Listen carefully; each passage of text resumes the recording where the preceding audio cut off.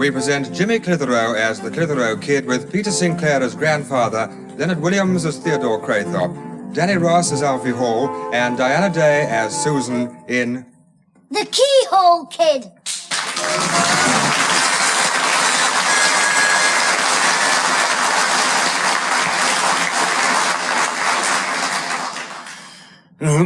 Either this collar's shrunk or I'm putting on a wee bit of weight. Grandad, didn't you say I had to clean me bike? I certainly did, and it's a perfect disgrace. Well, you tell our Susan, because she won't let me. Why won't she? Just because she's tidied the living room. Jimmy, don't be ridiculous. You can't clean your bike in the house. All right, but it's cold outside, and I didn't want you to catch a chill. I'm not cleaning your bike. It's Friday night, my darts night. But, Grandad, me mum's away. You're not going to leave me on me own, are you? Susan will be in. She'll take care of you. Oh, Bossy Anna. Ooh. If she starts on me... Now, look here, Jimmy. I don't want any arguments while I'm out having a wee drink. Well, if an argument starts, go to another pub. You know very well what I mean. Now, don't you upset Susan. I like that. Me upset Susan. After what she did to my stomach with that tea she just cooked. I heard that, you little horror. Well, you shouldn't be listening. Now, listen here, my lad. While your mother is at your auntie's over the weekend, Susan is looking after us. And she's got enough to do without having you causing her any more trouble. You're wasting your time, Grandad. Well, I'm starving. If you're hungry, why didn't you have another helping of the steak pie I made? I'm not that hungry. Anyway, I want you to keep that pie and give me 2 helpings for supper on Sunday night. Why Sunday night? So I'll be too ill for school on Monday. Now, that's enough. Now, take no notice of him, Susan. That was my favourite meal. Steak pie and... Stomach powder. Stomach. You're asking for trouble, my boy. I'm sorry, Grandad. Look, I'll be nice to Susan all weekend. Good. If you'll stop in and play with me. Jimmy, I've told you I'm going out. I'll get me train set out and you can work the signals and blow the whistle. I'm not playing trains. Me conjuring outfit. I'll show you how to lay an egg. Oh, why don't you go and play with Ossie Higginbotham? He's your best pal, isn't he? Yes, but I don't think he wants to play tonight. Did he say so? No, but when I called at their house, he threw a bowl of dog food at me. Dog food? Yes, he was just putting it down for the dog, and as soon as he saw me, he let fly. His father went mad. I should think he did. Yes, because he was yawning, you see. Yawning? Yes. Ozzy threw, I ducked, and his father got the lot right in the clock. Oh, no. You mean Higginbotham got a mouthful of dog food? That's right. Ozzy cried, I laughed, and Mr. Higginbottom screamed. He screamed why? Well, when the dog saw him eating its food, it bit him. I don't see anything to laugh at. I'm surprised at you, Grandad, encouraging Jimmy. I didn't throw the dog food. No, Susan, it was Ozzy. Yes, but what had he done to Ozzy before? He wouldn't throw things at him for nothing. Aye. What had you done to him? Nothing. I just got my own back on him at school today. Oh, yes? Yes, he's always scrounging everybody else's dinner. When he thought I wasn't looking, he pinched one of me chips. So while he was having a second helping, I said, "Do you want my tapioca?" He said, "Yes, please." So I gave him my tapioca, all over his egg and chips. How disgusting. What did Ozzy do? He ate it. Well, no wonder he threw something at you. Anyway, Grandad, he won't come round to play with me, so if you go out, I'm stuck here on my own. For the last time, Jimmy, you're not being left alone. Susan is here. And I expect Alfie Hall will be coming over later, won't he, Susan? Yes, about 7:30. There you are, Jim. Ooh, that's smashing, I don't think. What am I going to do while Romeo and Juliet are snogging in the front room? Now, don't be cheeky. And you just behave yourself, Jimmy. I've got to get away now, Susan. All right, Grandad, goodbye. Goodbye, my dear. Bye-bye, Jim. Well, for once you didn't get round him. I don't care. Him and his blinking darts match. It'll serve him right if he bends down when somebody's throwing. And instead of double top, they hit double bottom. That'll do. Now just move those comics and papers of yours. I want this place tidy. And these football boots. What do you want those in the living room for? I might want to kick somebody. Anyway, what's all the fuss about? It's Alfie Hall who's coming, you know, not the vicar. Alfie is not the only one who's coming. Oh, you've got another boyfriend, have you? What are you doing, starting a Lonely Hearts Club? Mind your own business. But how do you know about the Lonely Hearts Clubs? I read it in one of your soppy magazines. Dear Auntie Agatha, I am a young girl called Susan. You cured my spots and pimples, but now I'm going bald. What shall I do? Dear Susan, grow a beard and walk on your hands. Oh, you kill me. Look, tidy this room up while I put the kettle on.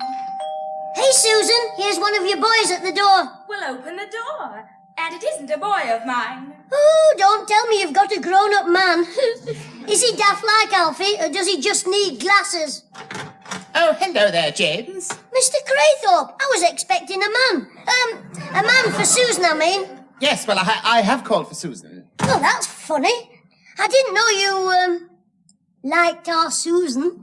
What do you mean? I've always liked Susan. Oh, there you are, Mr. Craythorpe. I was expecting you earlier. Yes, I'm afraid I had little trouble with the police. It was difficult to get away. Are you on the run? Have you robbed a bank? Is the money in that case?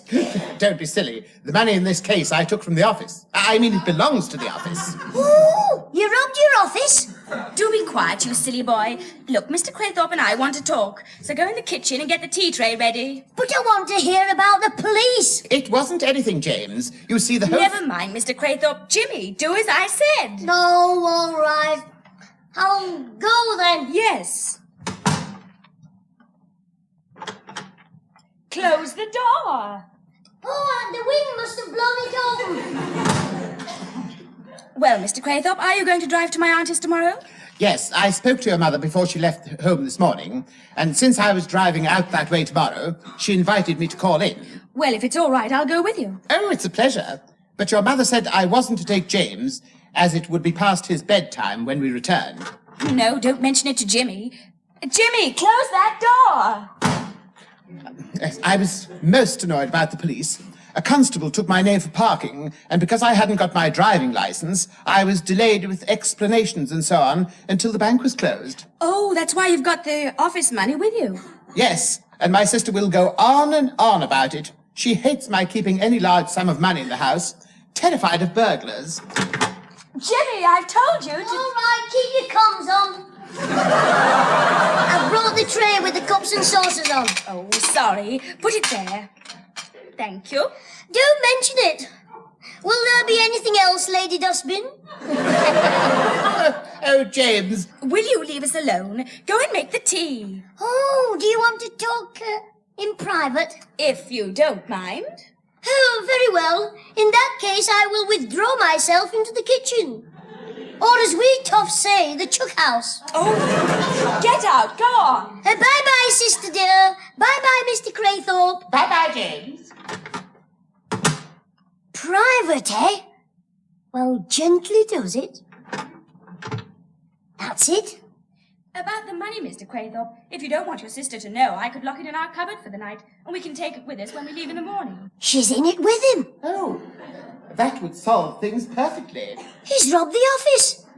And they're doing a bunk together with the lolly. Well, that's fine. What about the other business with the police? Oh, that's all right. They won't expect me to produce it before Monday. Of course. It's Saturday tomorrow, so nobody'll miss the money till Monday. And then it'll be in all the papers. Theodore Craythorpe, public enemy number 1.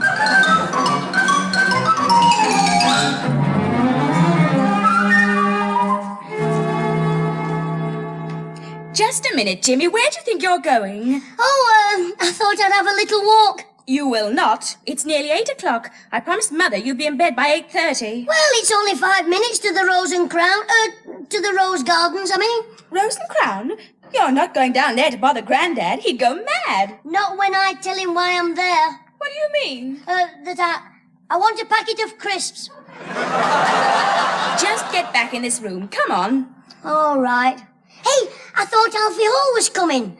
Don't you think you'd better go round to his house and see if he's all right? Well, not all right, but as right as he ever is. Oh, keep quiet.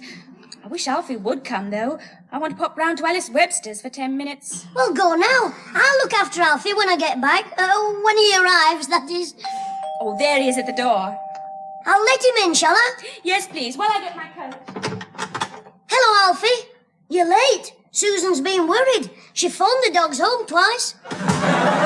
Give over now, I'm not in the mood for jokes. Come in. What's wrong? Oh, I'm in trouble with everybody. You and Susan, me mum, me dad, and all because I stayed at work late because the boss said he was all behind and didn't know what to do. You should go on a diet.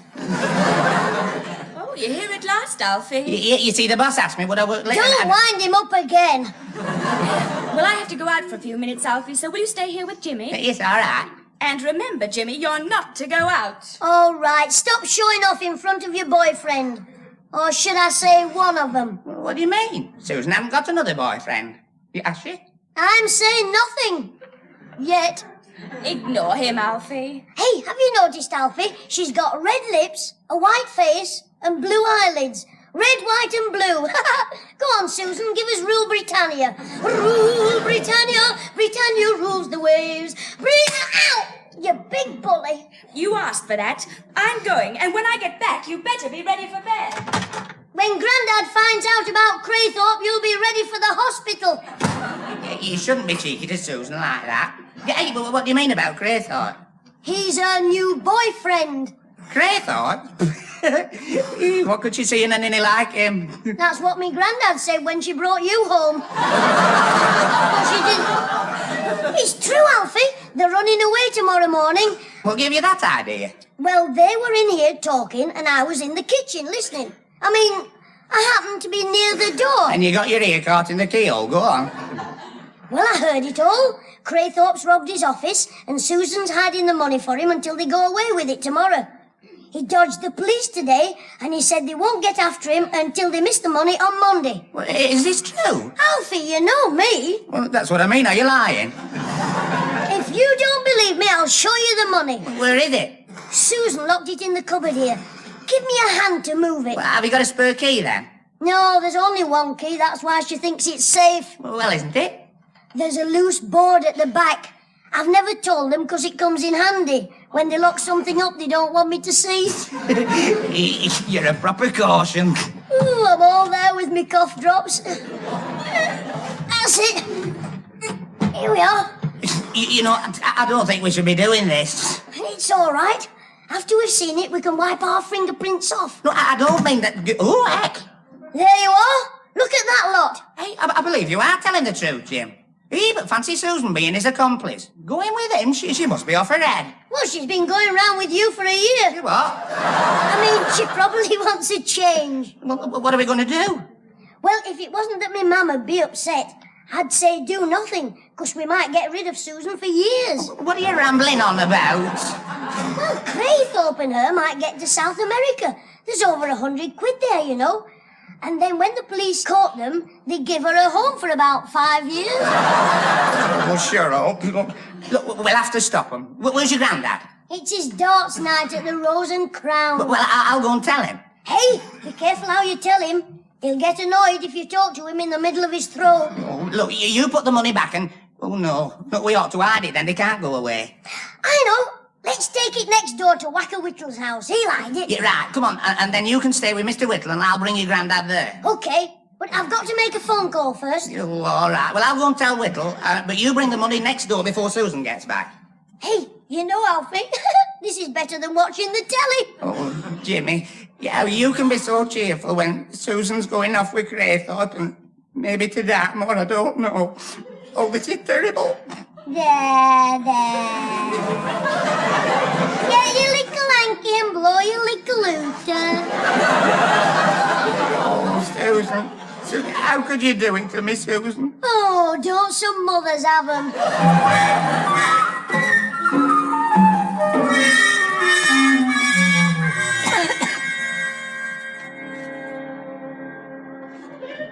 And that's exactly what happened. What do you think, Mr. Whittle? Well, it's hard to believe Craythorpe had fiddled the books, Jim.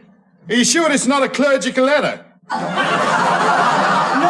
It's right enough, Mr. Whittle. There's the money. Jimmy's telling the truth. Oh, I'm not doubting Jim's velocity. But you must admit it's a bit of a shock. I can understand Mr. Craythorpe pinching the money, but what does he want our Susan for? She can't even cook. He ought to be shot. He's nearly old enough to be a grandfather. I think he looks more like a grandmother. He reminds me of an old geezer I met when we was building a road in China. We'd finished the wall. You built the Great Wall of China. No, the wall round this fella's garden. You see, in China, the head bloke is called a mandolin. And this mandolin wanted to get married to a... A guitar. No, to a young girl. You see, these mandolins have wives and women that aren't wives. They call them porcupines.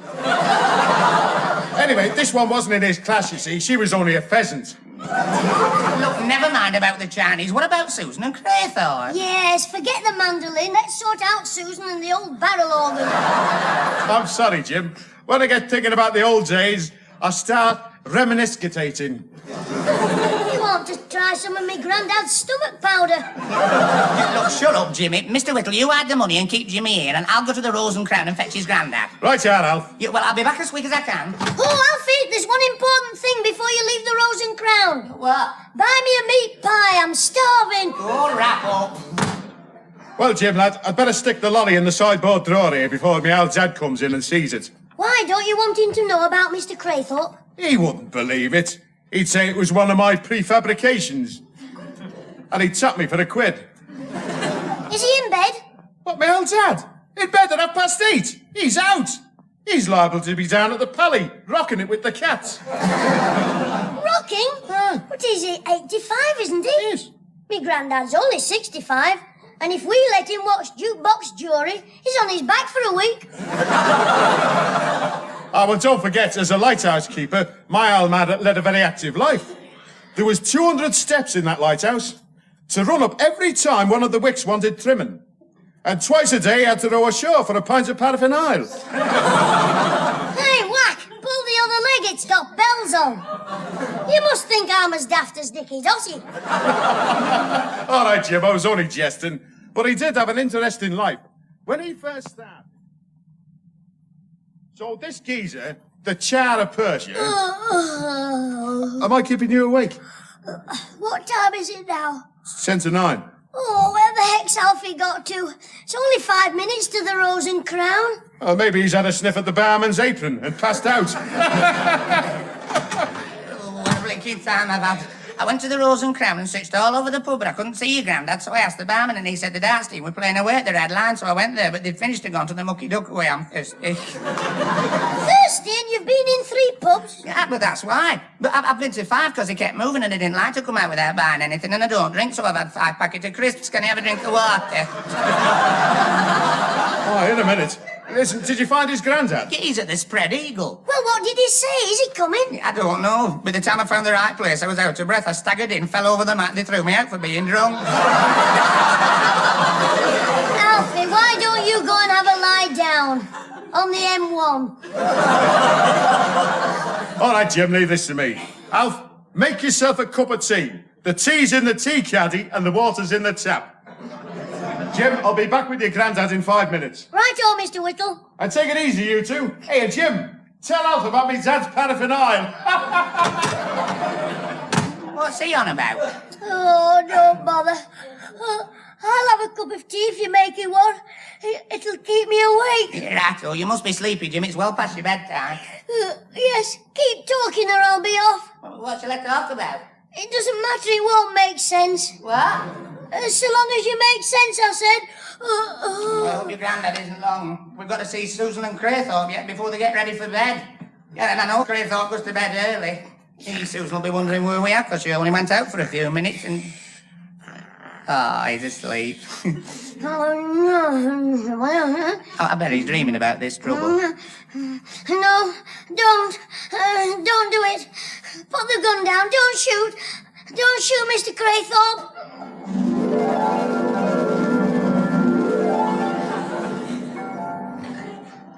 Be careful, Alfie. They're in here somewhere. Keep going up these stairs. Oh, I don't like it. I'm frightened. Don't be scared. Special Agent Clitheroe is with you. I thought you said he was showing a light. But he was. Well, why didn't you follow it? Yeah, I did, but it kept going round and round until I went dizzy. Oh, you soft apeth. That wasn't his torch. Have you forgotten we're in a lighthouse? Shh! What is it? Oh, I want to go home. He's up there. And she's with him. Who is he, anyway? The king of bank robbers. You've heard of Legs Diamond? Yes. Well, this is Kneecaps Craythorpe. And his gangsters maul 6-shot Susan. Oh, let's go home. Look, my mum's got a hot pot cooking. You coward. What's there to be scared of? Answer! Help! No! Quiet! Help!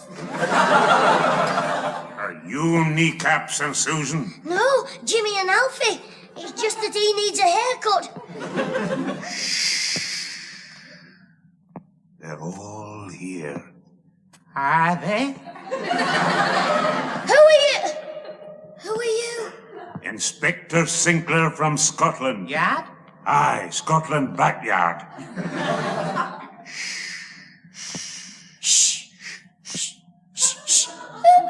Look out. Who's that? It's 6-shot Sue. Don't anybody move a muscle. You come here, near my gun. Alfie, you wanted. Not him, you. Now, Susan, keep calm.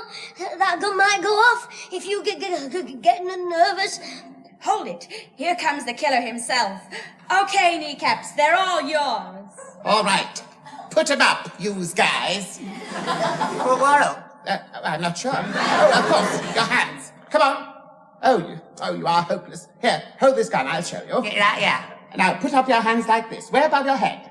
Don't you, Alfie? Why not? He'll tickle you under the arms.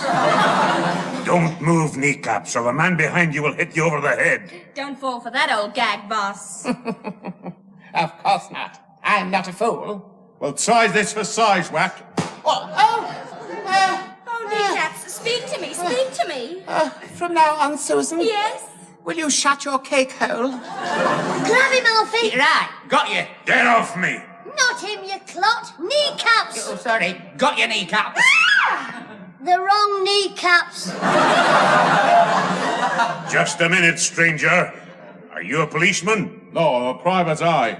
I've been after Kneecaps for years, trying to apprehend him. Hey, will you tell me something? How did you get onto his trail? Yes, who put you onto Kneecaps? A lady called Agatha Christie. You don't mean that you would... That's right. I'm the famous Hercules Poirot.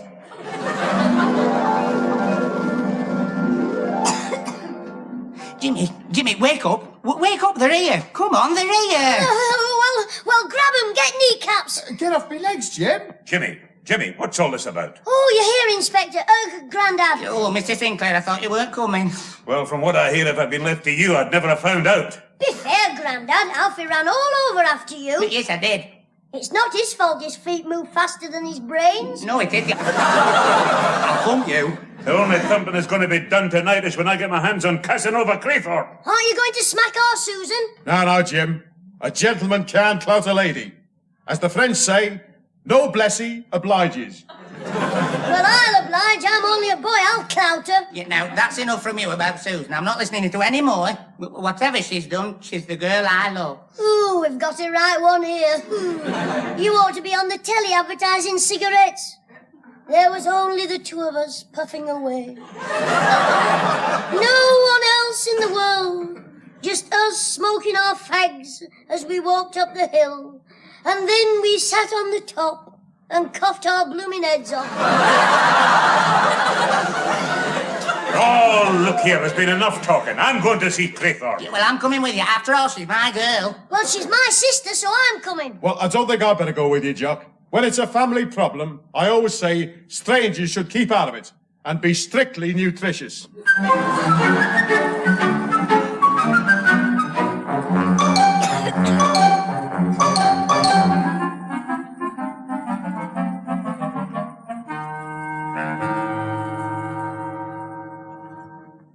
Just leave the talking to me.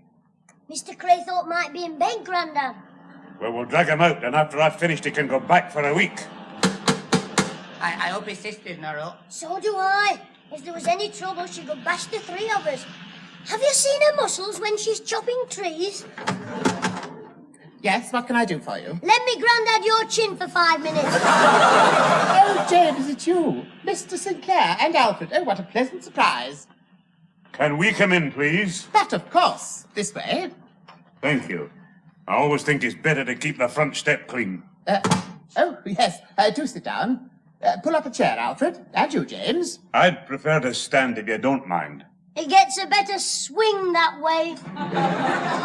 I'm sorry, but is there some joke? I'm afraid I don't get it. You'll get it all right. Craythorpe, is it true that you're taking Susan away tomorrow? Well, yes. What about it? Hey, up, let me belt him. Stand back, Alfie Ann, first. What is this? Put up your hands. Come on, fight like a man. Get back! Help! Keep away! Help! Look out, Grandad, he's shouting for his sister. My sister's out. Thank goodness, or she'd send for the police. That's a laugh. And what would the police say about you robbing your office and running away with a young girl without her parents' consent? Mrs. Clitheroe asked me to take Susan. What? How dare you say that? Come here. There you are, Grandad. You're the only one who doesn't want to get rid of her. Stand back or I'll strike you with my umbrella. What is wrong with taking Susan to see her mother? Don't you dare. To see her mother? But I heard you tell Susan that... Jimmy, shut up. Craythorpe, what about the money Susan hid for you? It's the office money I couldn't put in the bank today, so I'm depositing it tomorrow before Susan and I go to visit Mrs. Clitheroe. Well, good night, Mr. Craythorpe. I'll see you... Come here, you. Yes, I have a feeling someone else is going to be thumped tonight. Wait, Mr. Sinclair. Hello? Yes, Susan. I know. Pardon? Grandad, I'll wait outside. It might be a private conversation. Now, look, stand still, you. That never worried you before. Yes, they're all here. Oh, no.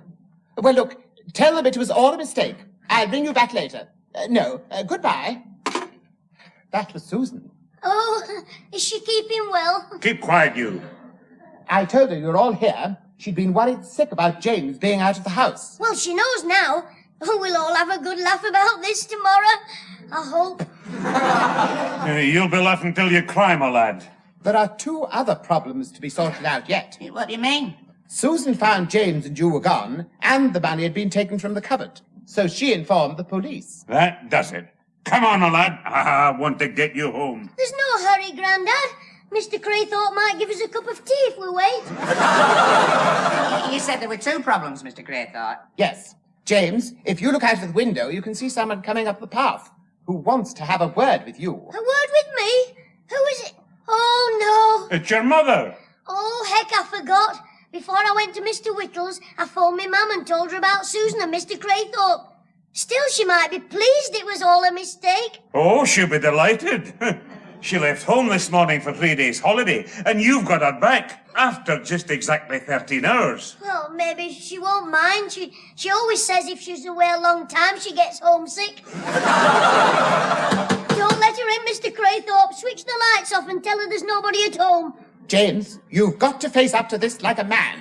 That's it, Mr. Craythorpe. That's what I'll do. I'll face her like a man. Good. So let me out the back door, and I'll come back when I'm 21.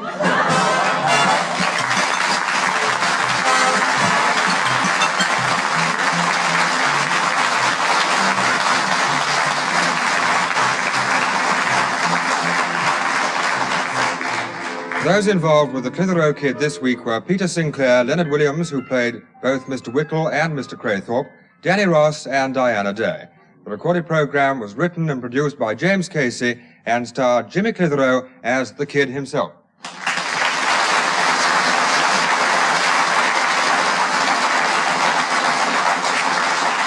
I just came back to tell you we're all friends again. I feel fine now after a good night's sleep lying on my tummy. But remember, kids, the moral of this story was a draft in your lug can cause earache. But when the draft comes from a keyhole, you feel the pain at both ends. Ta-ra!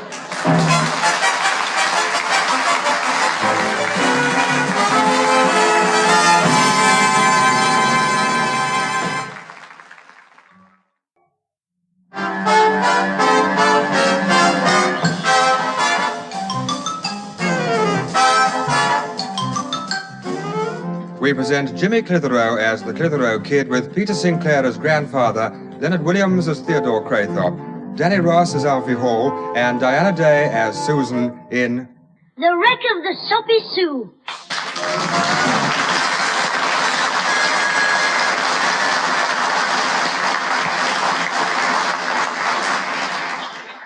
Oh, dear. I'm never going to catch that train. Susan, haven't you found my scarf yet? It's not in any of the drawers, Mother. Oh, well, keep looking, love. The doctor said I must keep my throat warm or I'll lose my voice altogether. I'm sure it's in this room somewhere. Jimmy, have you seen it? No, I haven't, Mum. Hey, can you make a bit less noise? I'm never going to get these sums done. Now, I've got 1 and threepence here, an Alfie shilling to come tonight, so that's whipped cream walnuts tomorrow, a drink on a stick on Sunday, a bottle of pop on Monday. That leaves me, oh, heck, I'm going to be on dolly mixtures for the rest of the week. Listen, Master Charles Claw, are you sure you haven't seen it? Give me 2 bob and I'll tell you. You're getting nothing from me. Oh, go on, give us 2 bob, Susan. Nice Susan, dear Susan, sweet, lovable Susan. The answer is no.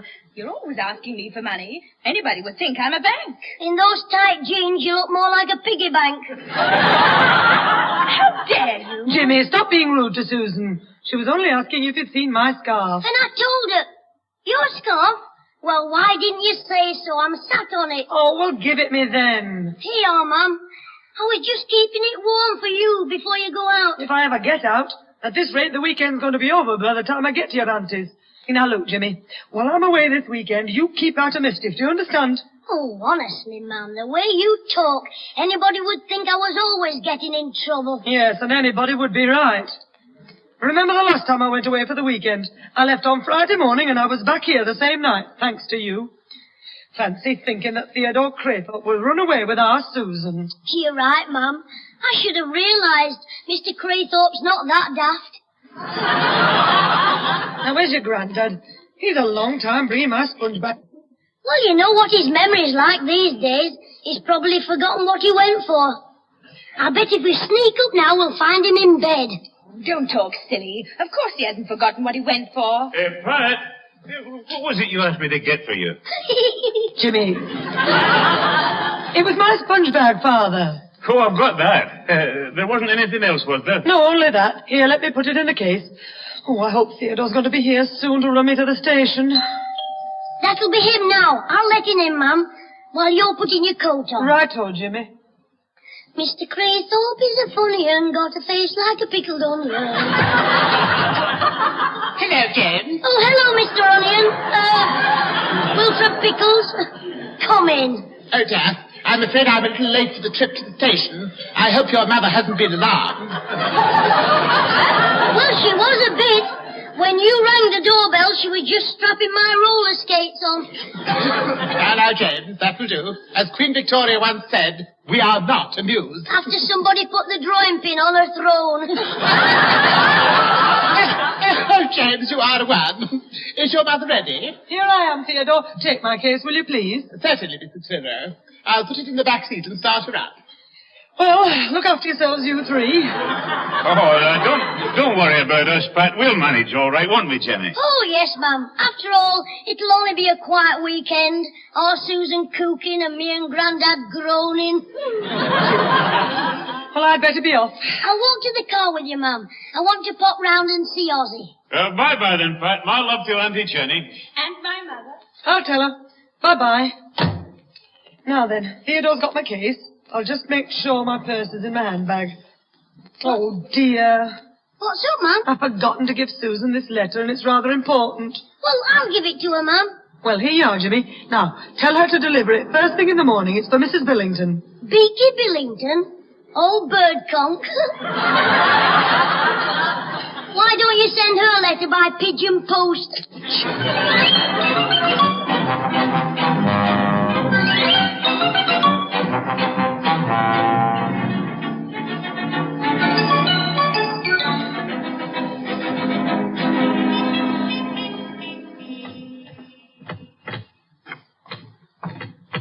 Now then, Alfie, if we move the settee back against the wall, we should have enough space to turn the carpet round. Oh, Susan, do we have to do this? But when you asked me to come in the front room, I thought you wanted me to start wooing, not working. Alfie, that'll do. Let's get this carpet turned round. Yeah, go on, Susan. Give it a kick. Alfie, not now. Yeah, don't be a meanie, Susan.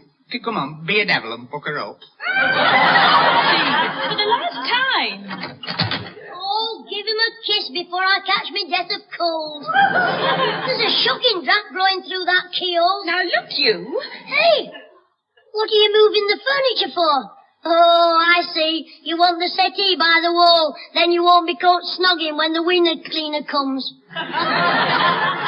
Look, we're just turning this carpet round, so you can make yourself useful and give us a hand. Me? Do housework?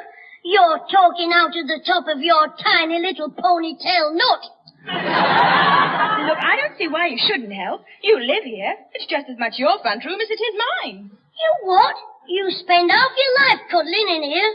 You've worn out 3 settees already. Get over it, Jimmy. Susan and me don't spend all that much time in here. I'm going back to the days before you ever came on the scene. Back to Billy Parker, Harry Potter, Specky Fred Wormsley, Terry the Terrible Turk, and all the other lapdogs. That's enough from you, you cheeky thing. Yeah, that's right, Jimmy. You just watch what you... Who was the terrible tip? They called him that because he went in for wrestling. I think he used to come here to keep in training. Get out, you! Get out! Susan, I wish you'd make your mind up. 1 minute you want me to work, the next you're chucking me out. Anyway, only mugs work. You want to see that mob at our class at school. Daft as Dicky Dotty, the lot of them. What are you talking about? Well, there's a competition on for who can make the best model boat in the spare time. We're not interested. Neither am I. They've been banging and hammering all week when they could have been out playing football. And guess what the prize is? A blooming measly boot token. Well, I'm not surprised you're not going in for it. I bet if you tried to sail a boat you'd made, in no time at all, it would be on the bottom. Yes, and that's where my foot'll be if you don't shut up.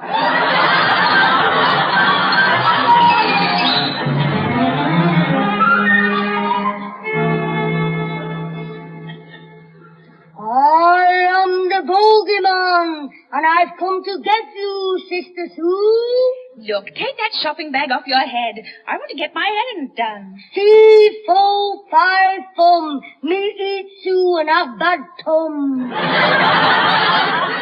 Look, give that bag to me. At once. And get your coat. Mother said I should take your school coat to the cleaners. Have you emptied the pockets yet? No, I'll do it now. Let me see what there is. Penknife, piece of string, jelly baby. And hey, what's this down the lining?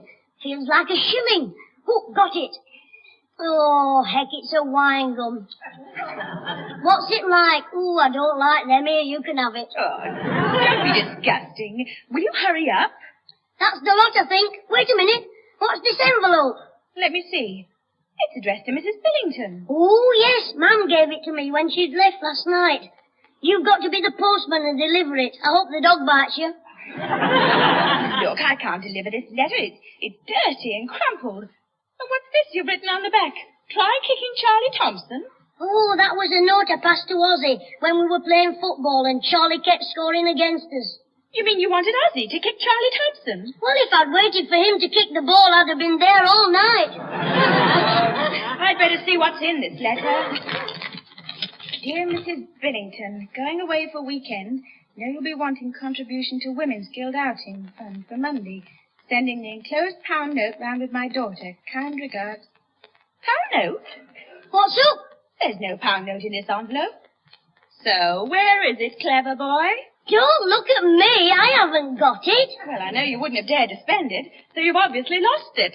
Don't be daft. It was in the envelope in my coat, and I never took it out of there Except to write this message to Ozzy, not to mention a few car numbers I just noticed. And what else have you scribbled here? Today I heard the first cuckoo. That was upstairs when you were singing in the bath. I wouldn't try to be funny if I were you. When Mother comes back and finds out what happened, you'll be in real trouble. She'll never know, clever clogs. I'll just get another pound note, put it in a new envelope, and go round to Beaky's Nest myself. And where are you going to get this pound note? I'm not lending it to you. That's Grandad coming in from the garden. I'll ask him for it. Oh, there you are, Jimmy. Yes, Grandad, I want to ask you something. Were you playing with my garden shears last night? Yes, now could I just ask you if... Now, look. You let my shears out all night in a pouring rain. And when I come in to find them just now, they're covered in rust. And one of the handles is broken. I'll probably have to buy a new pair, thanks to you, you young scamp. Oh, you're not fit to be trusted with anything.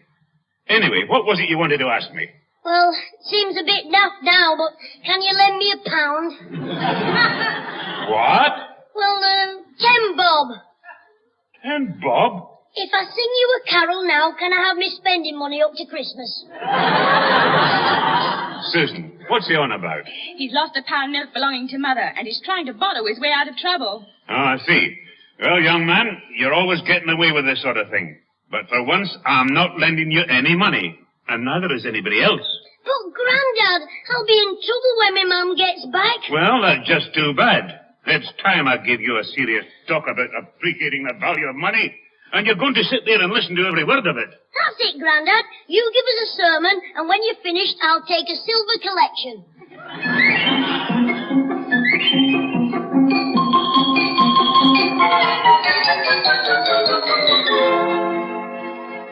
And you said Susan's still out at the shops then, Jimmy? Yes, now listen. Have you seen me Grandad this morning? Well, no. I thought I saw him when I was coming down the street. He had his back to me at the time, and I shouted, "Hello, Mr. Sinclair. That's the first time I've ever seen you wearing a long blue kilt." And I laughed, and I stopped. It was a policewoman. Well, listen, Alfie. How would you like to give some money towards a kiddie's treat? Lock the doors. He's at it again. Look, I'm not after any money for myself. It's for the little kids at school. The Junior Infants Mixed.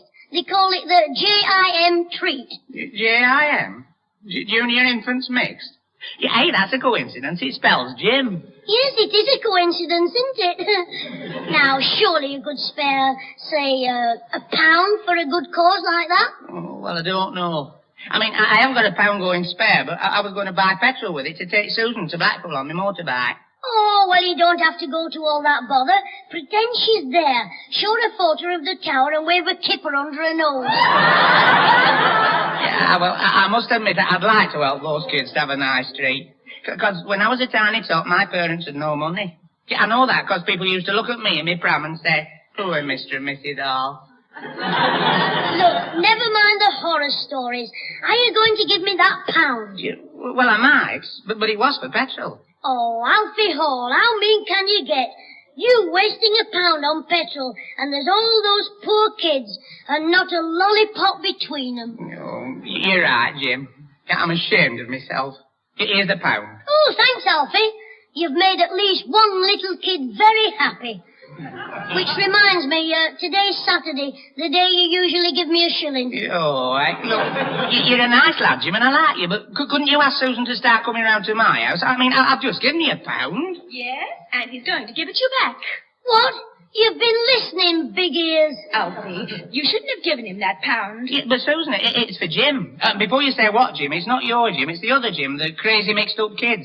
I mean, the junior mixed-up infants. Jimmy, give Alfie that £1 back or I'll tell Grandad. Oh, all right. Here you are, Alfie. Go on, take her to Blackpool. Take her in the tunnel of love. And when the boat's gone halfway round, pull the plug out.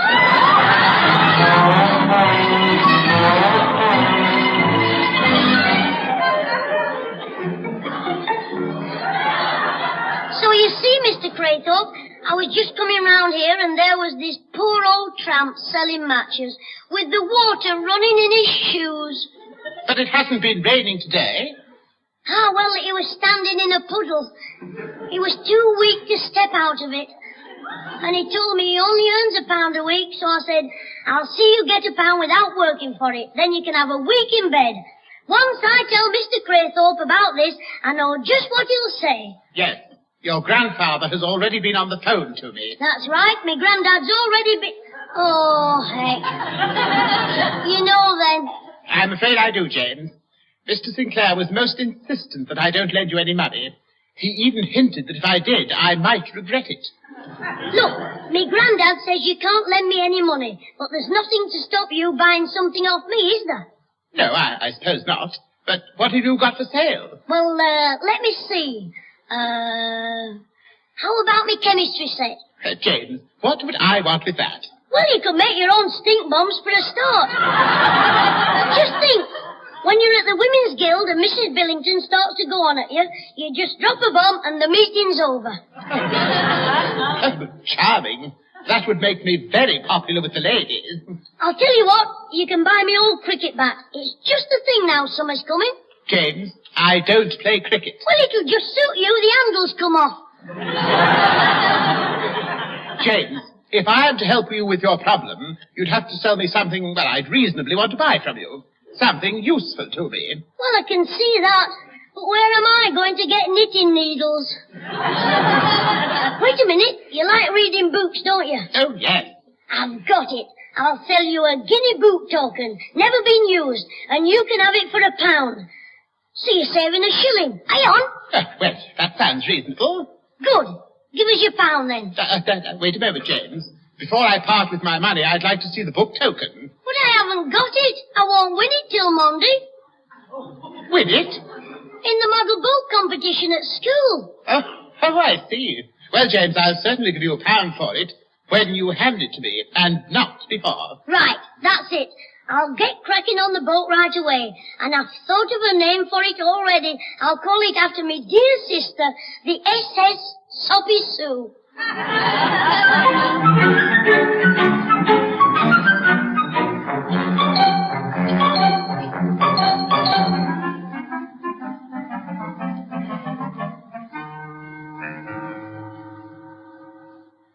Hey, go on there, go on. Shh. Clear off, out of here. Grandad, whatever's the matter? Oh, it's that old dog from across the road there. He's digging for bones in my strawberry plants again. How's he got into the garden? The front gate shut. Easy. He got in through that hole in the fence there. Ah, you're right. There's a board missing. Now, where's it gone to? It's only a guess, but I think the young master boat builder's using it to lay his keel. Well, if I catch him, I'll tan his rudder. Whenever that boy decides to do anything, the result is nothing but trouble for the whole... Now listen, Alfie, before we start, are you sure you put enough bits of glue in there? Oh, yes, I'll put in one for each bit of wood and one for the pot. Honestly, what a way to spend a weekend. Yeah, I'm worn out. I knew it. I should never have got you to sew that piece of plywood. It's used up all your strength. Yeah, well, I've still got enough to thump you if you don't shut up. What a lie. Yeah, I've been here 3 hours and I haven't seen sight nor sound of it. Okay. I didn't expect that I'd be called in to help with the work. Now, you say you'd like me to make the sails for you. Yes, it's right up your street. But whatever you do, I want the sails plain. None of them little forget-me-nots like you embroidered on me man's underslip. James, you know very well my sister did that. Now, I'd better go and get some cloth before the shop's closed. A nice bit of blue poplin to add...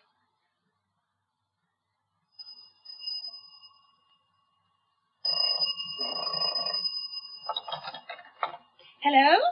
Is that you, Susan? Oh, hello, Mother. Are you feeling any better? Yes, thanks, love. But I thought I'd ring you about that note for Mrs. Billington. Jimmy gave it to you, didn't he? Yes, why? Well, I've just checked all the money I've got with me. And I think I forgot the £1 note. What? You mean you forgot to put the £1 note in the envelope? Yes. Have I said something amusing? Well, it just seems funny, you forgetting the £1 note. Anyway, I took round £1 of my own, so I didn't tell Jimmy. Jimmy? What do you mean? Oh, it's nothing important. I'll tell you when I see you tomorrow. Oh, yes, that reminds me. I might be coming home early in the morning. Your Uncle Walter has to come over on business in his car, so he'll bring me. Righto, Mother. Well, I must go now. See you tomorrow morning, Susan. Bye-bye. Bye, Mother. She forgot the £1 note. Oh, what a laugh. Wait till I tell Jimmy. Oh, there you are, scraggy neck. Hey, where does Mum keep a sticky tape? I've looked everywhere for it. What do you want sticky tape for? I don't want it. It's Alfie. He must want it for the boat. Jimmy, about that boat. I've just been talking to Mother on the phone. Oh, what? So that's what you've done. Rung her up and told her I lost £1. If I find that tape, I'll use it to gum your mouth up. Listen, she rang me. I've got something to tell you. And I've got something to tell you. If you blabbed about that pound note, I'll use your head to launch me boat. Very well. If that's the way you feel, I'll keep my news to myself. So you can just go on building your little ark, Master Noah. What's up with her? Talking daft and giggling? It must be old age creeping on.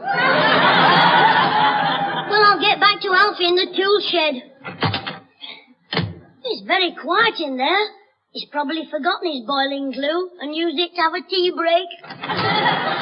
Oh, there you are, Jimmy. Did you get the sticky tape? No, I can't find it anywhere.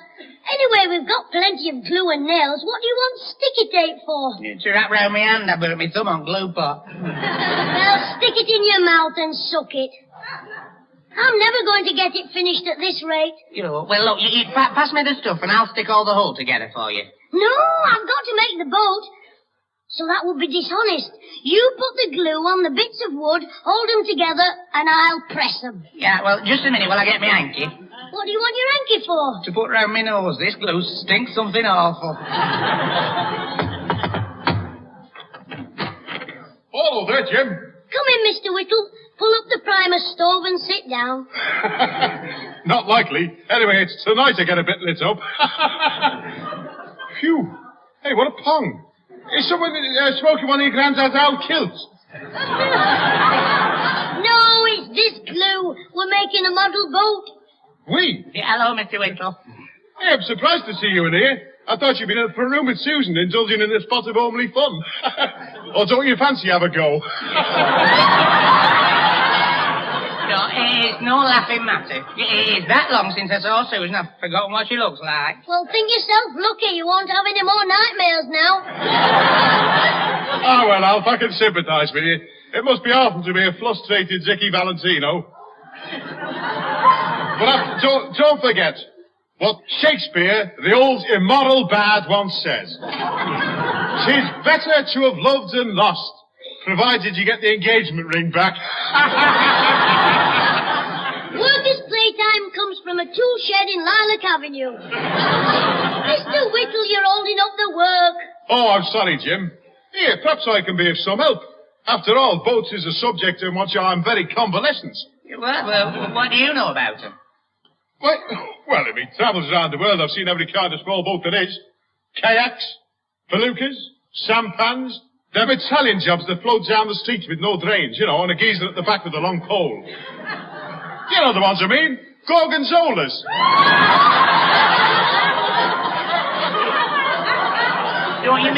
Don't you mean gondolas? You're talking about cheese.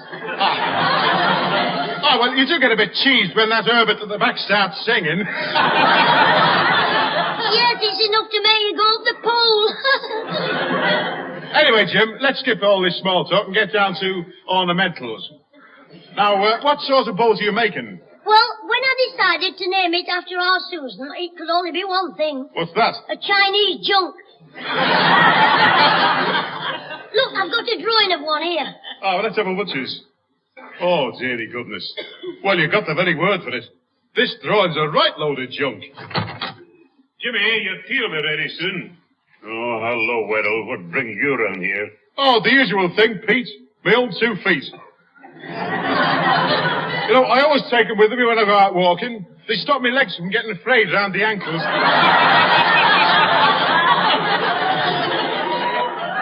Here, Pete. Cast your bloodshot peepers over this load of rubbish. What? Look, it's supposed to be a drawing of a Chinese junk. It looks more like a desecrated mushroom the wrong way up. Hey, now what half-brained numbskull drew that? I did. Oh, did you? Yeah, I thought it was something done by old Pedro Picasso in one of his off days. Now, look here. Mr. Whittle, do you ride a motorbike? Oh, sometimes, Jim, why? If you're not careful, you'll be wearing that glue pot for a crash helmet. But Mr. Sinclair should know what boats look like. I mean, he was in the Merchant Navy. Ah, yes, but things have changed since Captain Cook's days. I mean, Pete, nowadays ships have got them turbulent engines. See, and to stop them rolling about, they fit them with tranquilizers. Weddle, It might interest you to know that my last skipper told me if I'd been a younger man, I might have got to a very high position. Oh, well, I see what he meant. It is a bit of a climb for an old man up to the crow's nest. Quick, Alfie, hide that hammer. Mr. Whittle, has it ever struck you that we're a little tired of you always barging in here with your smart wise cracks? Yeah, Jock. Are you trying to tell me I'm not wanted? Not by us, but we don't know whether you're wanted by the police or not. Oh, well, in that case, I'll go. I wouldn't demur myself by staying here. Good night to yous. Oh, mind where you're going, Whittle. Well, you shouldn't have your big beetle crushes in the way. Oh, did you hear that uncouth loud? Oh, what a way to behave. And on a Sunday as well. Well, Mr. Craythorpe, have you got the sails? Yes, here they are, James. Don't they look pretty, Mr. Sinclair? I made them myself. Oh, delightful. Perhaps one day you'd like to go mad and run me up a nice little bed jacket. I shall ignore that. Well, James, where did they go on the boat? We haven't finished it yet, but you can tell from this drawing. Let me see. Oh, I say, I don't know about slow boat to China. I doubt if this one would ever get there. Mr. Craythorpe, by the look on me granddad's face, you're about to be scuttled.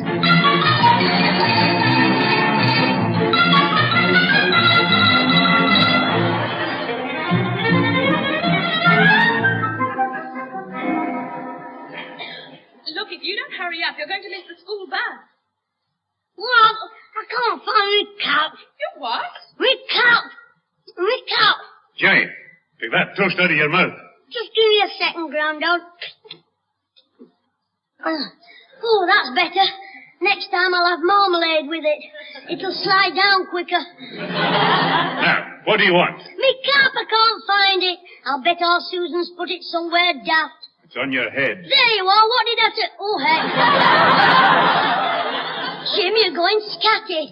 Here's your satchel and your precious boat. Well, give it to me before you break it. That's it. There you are, Grandad.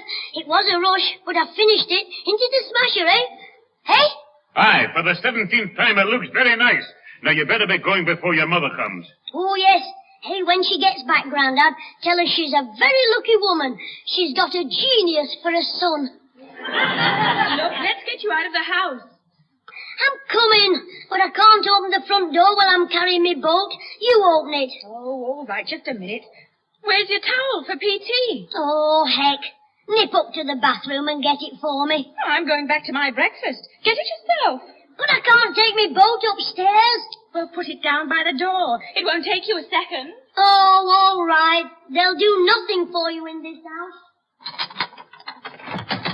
I'm here. What the...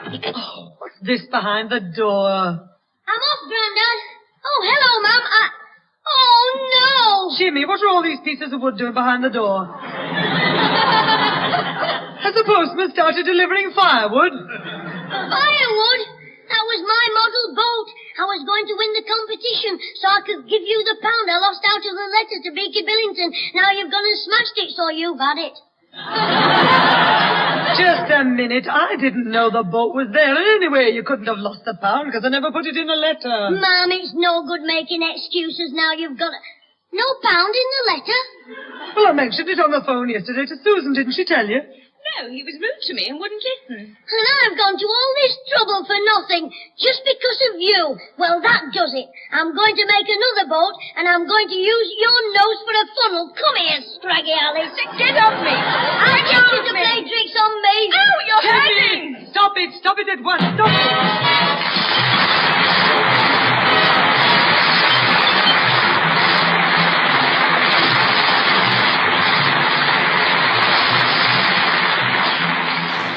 Those involved with the Clitheroe Kid this week were Peter Sinclair, Leonard Williams, who played both Mr. Whittle and Mr. Craythorpe, Danny Ross, and Diana Day.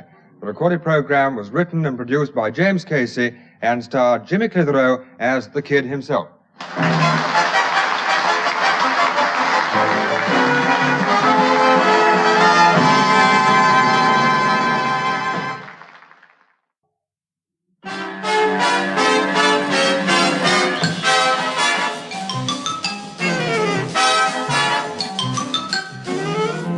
We we present Jimmy Clitheroe as the Clitheroe Kid with Peter Sinclair as grandfather, Patricia Burke as mother, Leonard Williams as Theodore Craythorpe, Danny Ross as Alfie Hall, and Diana Day as Susan in Animal Crackers.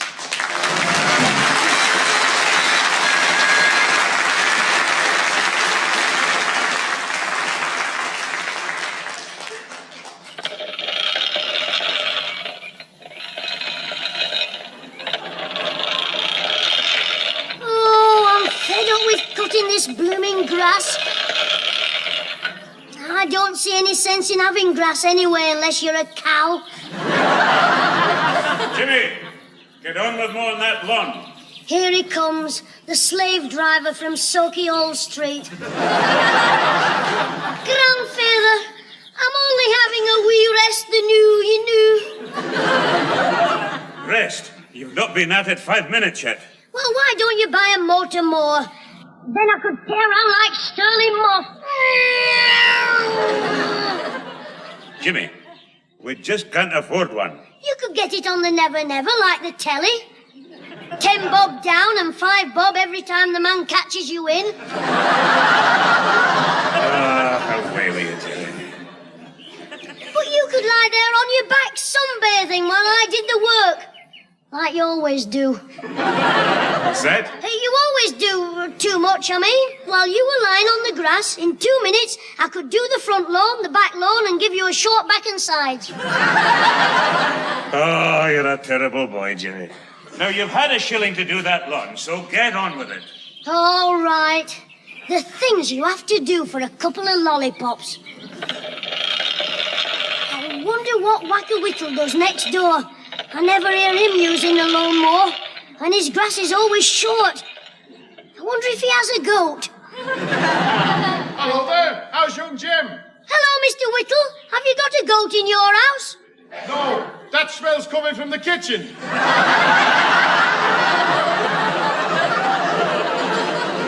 My old dad's cooking something for the cat.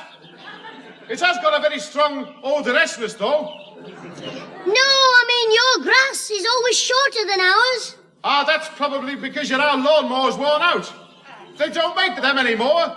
That model's obscene. Shall I have a look at it? Yes, please. Climb over the fence, Mr. Whittle. Are you sure it'll burn me weight? Of course it will. Okay, then. Oh! Mind, I could be wrong. What's going on here? What's happened to my fence? I think the woodpeckers are out. Never mind your rotten old fence. What about my head? If you keep your cap on, the woodpeckers will never see it. Oh, very funny. It's a pity you didn't break a leg. Then you could have left your kilt off. Well, I'm sorry if you hurt yourself, Whittle, but it was your own fault. Here, come here, let me give you a hand up. Oh, I suppose you're right, Jock. Thanks. You haven't hurt yourself, have you, Mr. Whittle? No, Jim, I was just a bit worried about banging my face. Because I was up half the night taking aspirins. What was it, toothache? No, just a pain in my jaw. I think it's a touch of nostalgia. Well, why don't you rub it with that oil of clovage? That'll do, Jimmy. Look, Jock, if you'd like to get me a few nails and a hammer, I'll have your fence up in a jiffy. Righto, Whittle. And now the excitement's over, Jimmy. You get back to your grass cutting. Mr. Whittle wants to look at the moor first. What's wrong with it, Mr. Whittle? Well, now, the first thing is these cogs need cleaning. But you mustn't use anything harsh. You need the softest thing you can find. Hello, Jim. Hello, Mr. Whittle. We found it. You are? Alfie Ollier. You'll never find anything softer than him. Oh, you're a right young clip you are, Jim. Oh, I see you've got your lawnmower out. Are you going to cut the grass? No, Mr. Whittle asked me to sharpen his pencil. How can you sharpen a... Oh, you're trying to be funny again. You see, Mr. Whittle, he's not just a funny face. Here he is, Alfie O, Oldham's answer to Dr. Brinovsky. Now, that'll do, cheeky Charlie. Hey, well, I must say, Al, I can't understand why the Russians didn't send you into space instead of that other bloke, Yogi Geigy Counter. Now, don't you start. Oh, now, look, I've had enough. I don't care what you say behind my back, but I'm not standing here for you two talking about me as though I wasn't here, because I know I am here. I'm not behind my back. I'm talking in front of my face. I mean, Yeah, I'm there, not here. I'm. You mean you're here, Yes, but you're not all there? exactly. You're doing it again. Yeah, I'll smut your ear hole for you. No, Alf. We've only been having a bit of a jest and a joke. There was no intention to insulate you. Was there, Jim? No, I'm sorry if I annoyed you, Alfie. Yeah, all right, then I'll forget it. Well, Jim, I don't think I can do nothing about your lawnmower at the moment. I should carry on with it for now. All right, I'd better get started before Grandad comes back. Or he'll warm my breeches the new. Is your Susan in, Jim? Not yet. She should be home any minute now, though. Go in and wait for her. Yeah, no, thanks. I'll just wait here and then I can see you coming. Well, why don't you have a bit of a walk up and down the garden? What for? Oh, nothing. Just that while you were walking, you could push the lawnmower in front of you. You're a crafty little monkey. Oh, I'm all there with me cough drops. Aye, all right, give it here. Yeah, I quite like cutting grass, really. Hey, I'm not kidding, Jim. You could get round anybody. 5 minutes with you and Crutch Shepherd be singing Rule Britannia. Oh, heck. I hope Alfie gets a move on. I've just spotted our Susan at the end of the road. Oh, good, she stopped to talk to somebody. Keep going, Alfie. You're doing very well for a learner. Yeah, I found a bird. Is he talking about our Susan? I thought she found him in a lucky dip. There's something wrong with the bird's leg. He's talking about our Susan. She's got knobbly knees. Hey, now stop taking the Michael. It can't walk properly. It's them winkle pickers she wears. What do you mean? It's waddling from side to side as it walks. Susan will clout him when I tell her. She thinks she looks like Marilyn Monroe from the back. Really, she looks more like Richard Dimbleby. Hey, it's a young crow Alf spotted. Ah, did him sit his little legs then? Never mind, Uncle Alfie, make it better. What's up with it? He's had a nasty shock. How do you mean? He's just found out it's related to Alfie. Look, never mind the jokes, the poor thing's at its leg. Oh, I'm sorry. Let's have a look. He likes me. I'll take it in the house and give it something to eat and drink. Sorry I've been so long I couldn't find a hammer. Can you finish it with this mallet? Mr. Sinclair, how can you be so cruel? What are you talking about? It's in a defenceless bird with a great big mallet. Take it in the house, Jim. Righto, Alfie. Come on, Birdie. Sorry, Birdie. Did I frighten you? Come on and see me, Mum. Oh, there you are, Jimmy. Have you finished cutting that? What's that you've got? A little crow, Mum. Oh, Jimmy, what are you bringing it in here for? For something to eat and drink. It's hurt its leg. Oh, poor little thing. Bring it in the kitchen here. Right, Mum. You hold it while I get a saucer. No, you hold it. I'll get the saucer. There's some water in that jug. Right, Mum. I'll get it. No, not that one. That's my cough mixture. Over there. Come on, Birdie. Sup up. It won't drink like this. It's like me Grandad. He wants to stand against the bar. There we are, Birdie. Careful, Jimmy. Keep hold of it. It's all right, Mum. Just don't move quickly. Hello, Mother. I'm home. Oh, what a day. Help! You've done it now, Big Mouth. Help, Mother. There's a bird in here. Oh, what a brain. We know you, Clock. Jimmy, catch it. Oh, Jimmy, do something. Right, keep still. Help! It's flying for me. It's looking for somewhere to hide and it thinks your mouth's a crow's nest. If you don't shut it, it'll nip in and lay an egg. Shh, quiet now. It's settled somewhere. Shh, I can see it. Come on, Birdie. Uncle Jimmy will look after you. Got it. Oh, thank goodness. Oh, it frightened the life out of me. Frighten you? What do you think you did to the bird? It's having a quiet drink and a bit of bread when the door bursts open and in comes Dracula's daughter. It's a wonder its feathers didn't turn white. Do you mean you brought it in here to give it a drink of water and bread? Yes, and I'd do the same for you if I could. What? Put you on bread and water for 6 months. That's enough, Jimmy. Susan, the bird has hurt its leg and he was looking after it. Yes, I was doing what the vicar says. Always be kind to dumb animals, except when it's your sister. Oh, shut up, you infant. Well, you ought to take it to the police station, Mother. They'll see that it's taken care of, or if it's too bad, they'll put it to sleep. What? You bird murderer. Jimmy, don't be so ridiculous. Look, take it to that shop in Grosvenor Street where they have all the cages in the window. Mr. Bottomley's. He'll tell you what to do. Oh, yes, Mum, that's it, thanks. Come on, little crow, say bye-bye to your Mum, but keep away from Catty Clara, the bird killer. No wonder she puts red paint on her clothes. It's to hide the blood.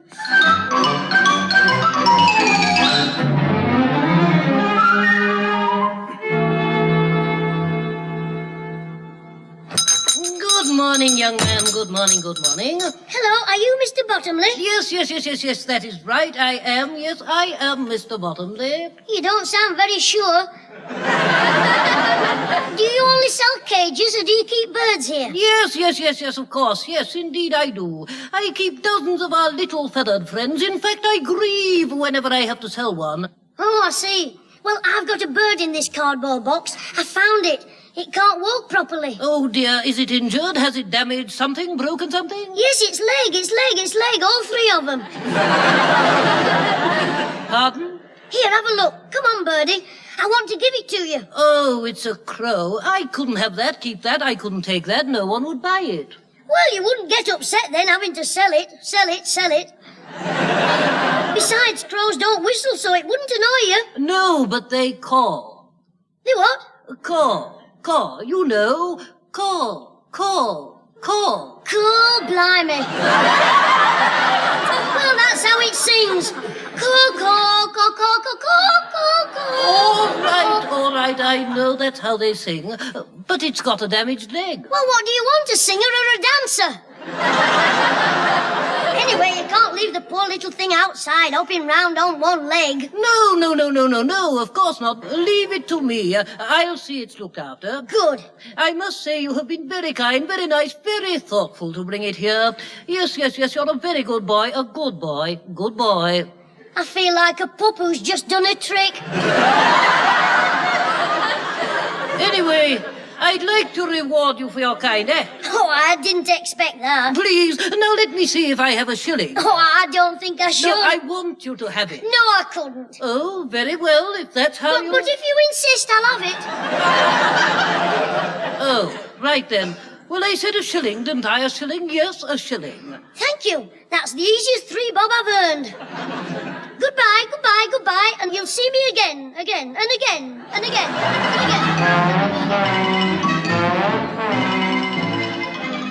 Good morning. Oh, no, it's not you again. Yes, tis. So far, I've brought you 2 poor, lonely birds, but this time I thought I'd make you happy.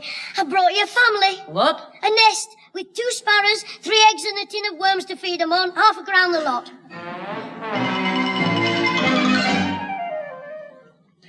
Please, no more birds. I couldn't stand it. I refuse. I won't. No. That's not a very nice welcome for a lad who's given all his time to helping our poor dumb friends. They're also getting all my money. I will not buy another bird. I haven't come to sell you another bird. Oh, good. Fine. That's all right then. I brought you a frog.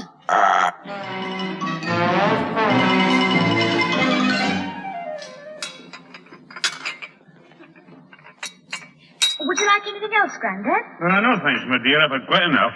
Well, how about you, Mother? You've hardly eaten anything. No, thank you, dear. I've had enough. My throat's still a bit sore when I swallow. Another cup of tea, then? No, I'll just help you to clear away. No, I'll do it, Mother. I've got the tray here.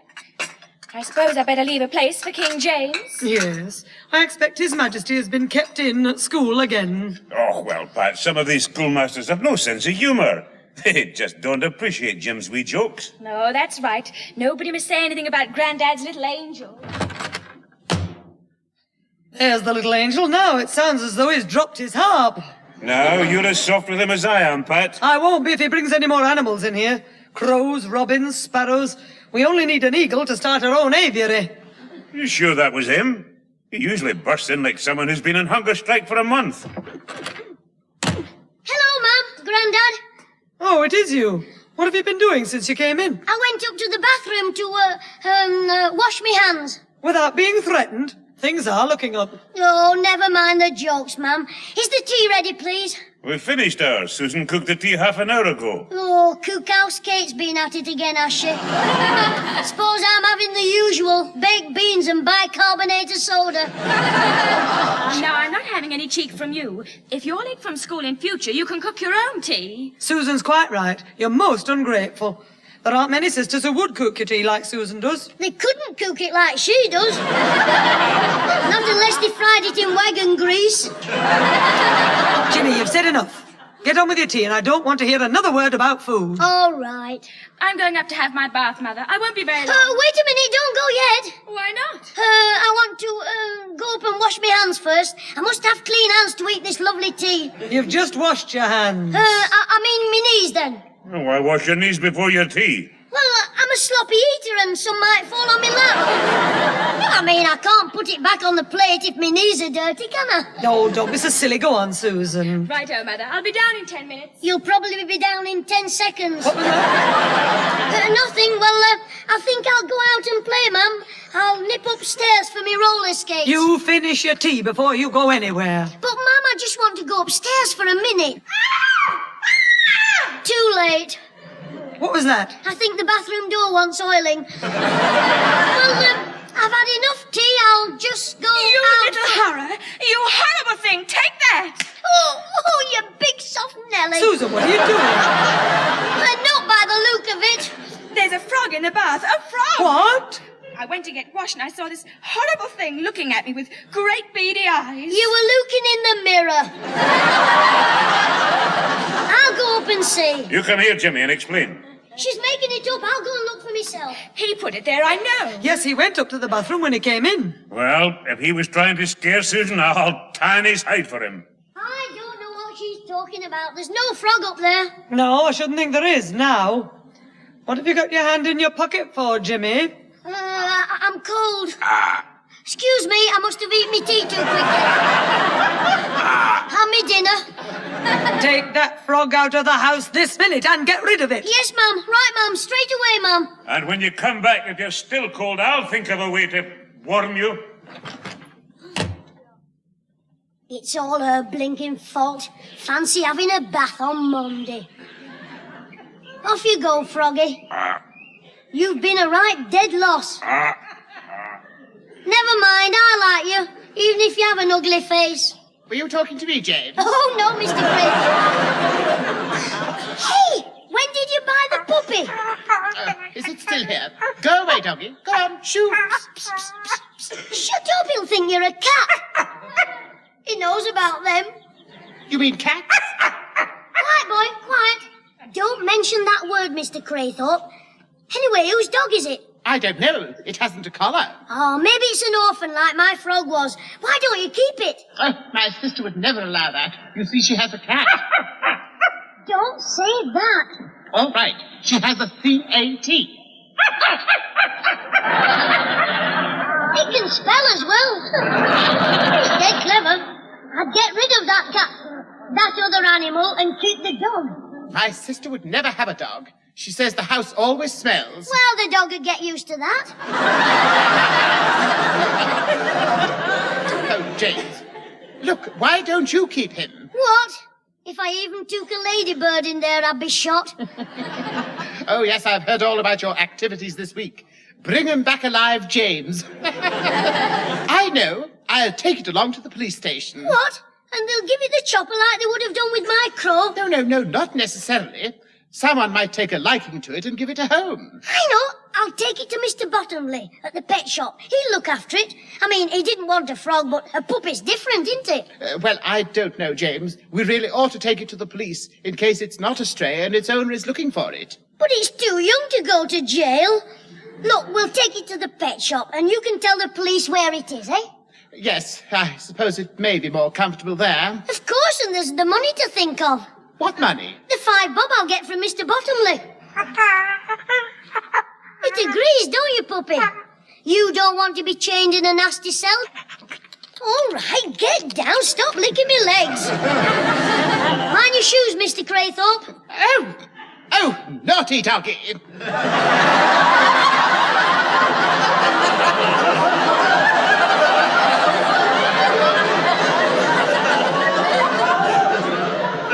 come along then, Doggy.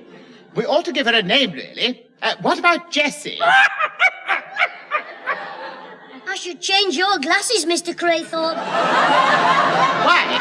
Well, I think Jessie would be a lot happier if you called him Joe.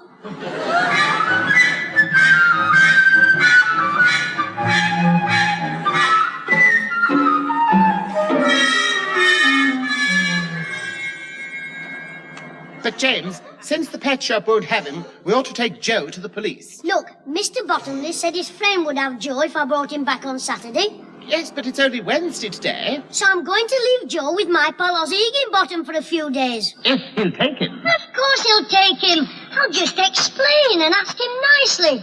And tell him I'll clout his head if he doesn't.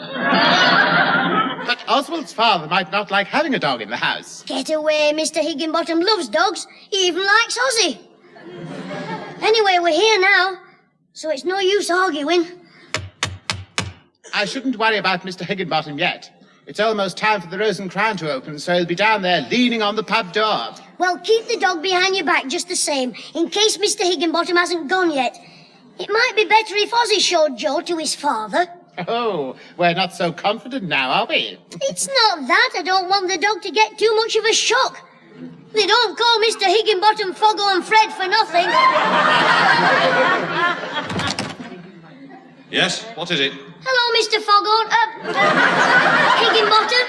Oh, it's you, Clitheroe. What have you come to upset me about this time? Nothing. I was hoping you'd be out. I mean, Mr. Craythorpe said you'd be leaning on the pub door, down. Oh, you're here, Craythorpe. What's this about me leaning on a pub door? Leaning on... Nothing. James didn't mean that. I mean, but... You aren't strong enough to push a pub door open, you big Jessie. What's that? Say pardon, Mr. Craythorpe. He's been eating radishes. Craythorpe, what are you holding behind your back? His trousers. He's bust his braces. Well, if you must know, it's a little dog. Look. Yes, I've brought it for Ozzy. What's wrong with it? Nothing. If you're giving it away, it's probably got distemper, the mange, and a touch of bubonic plague. Look, Mr. Higginbottom, if Ozzy doesn't have the dog, the police are going to put it to sleep. Is it mad? Well, it's not very pleased about it. Mr. Craythorpe, this isn't funny. Well, it isn't really in any danger, James. No, but you are. If you try to take the mickey out of me again, Theodora, I'll tie your looks together. Look, Mr. Higginbottom, you must be busy, so can I come in and see Ozzy? No. Can he come out then? No. Well, can I shout to him? No. If I write a note, will you throw it into his cell? No. I'll belt your luck for you in a minute.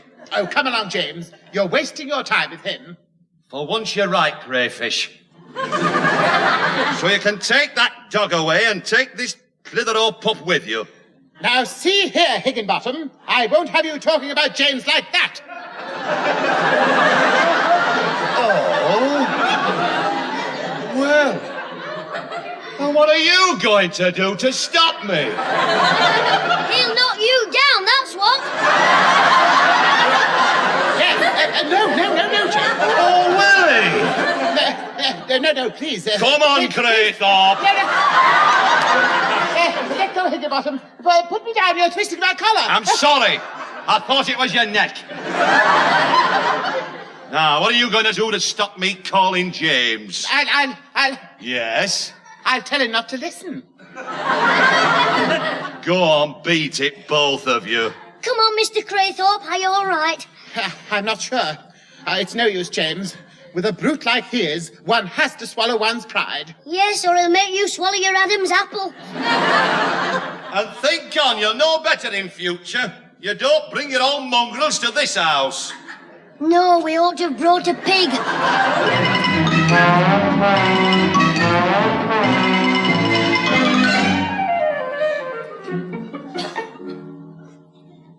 Jimmy, will you stop climbing on the back of my chair? Sorry, Grandad, I was just looking out of the window. That's about the 6th time you've looked in the last 2 minutes. What do you want to see? Alfie Hall.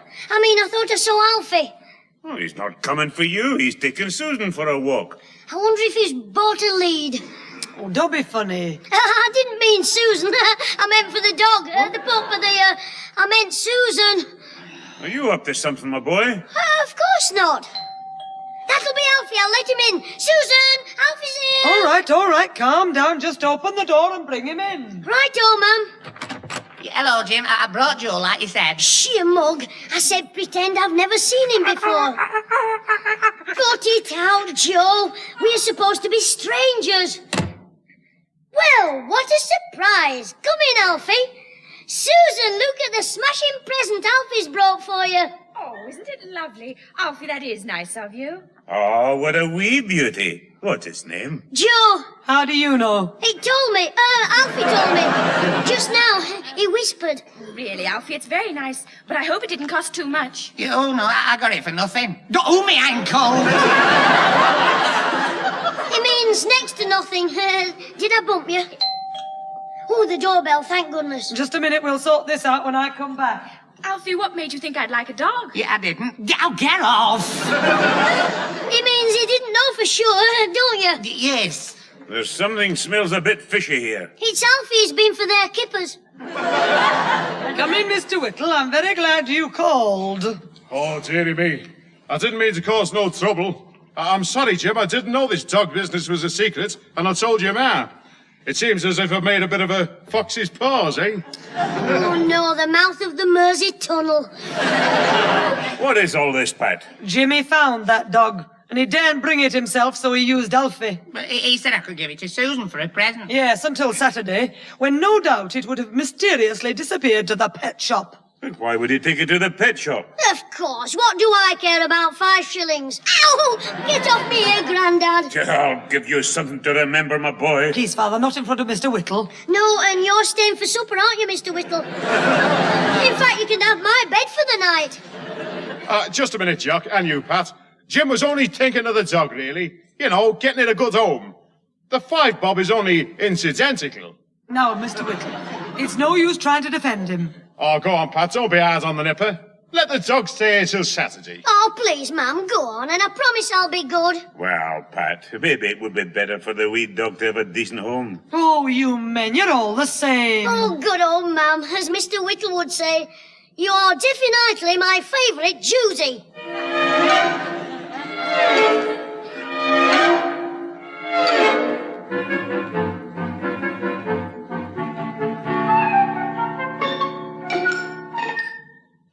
Jimmy's taking his time at that pet shop, Father. Well, it's Saturday morning, Pat. They're probably busy. Well, he'd better not bring that dog back with him.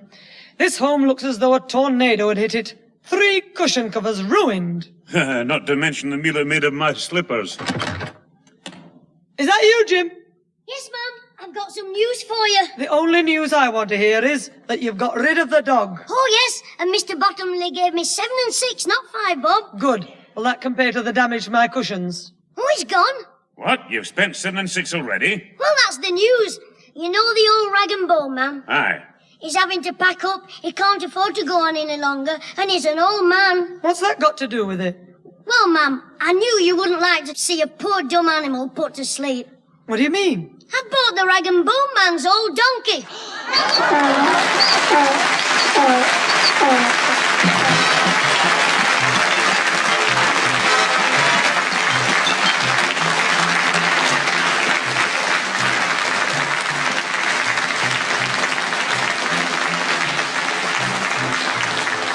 Those involved with the Clitheroe Kid this week were Peter Sinclair, Patricia Burke, Leonard Williams, who played both Mr. Whittle and Mr. Craythorpe, Danny Ross, Tony Melody, Graham Rigby, and Herbert Smith as the animals.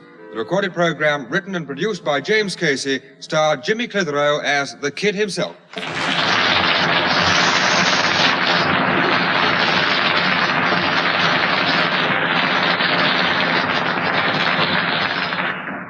I came back to tell you that I couldn't keep the donkey. Still, it's gone to live on a farm. Mum made me promise not to bring any more animals home for a year. Anyway, it should be all right to take this home. I mean, this isn't an animal, it's a grass snake. Ta-ra!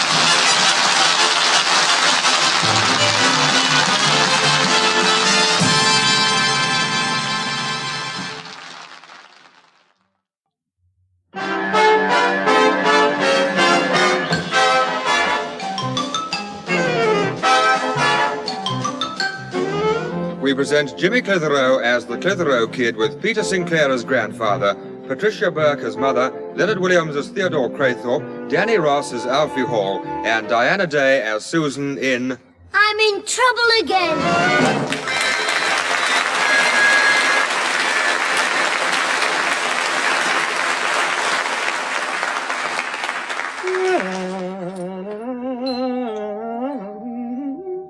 All right, Father.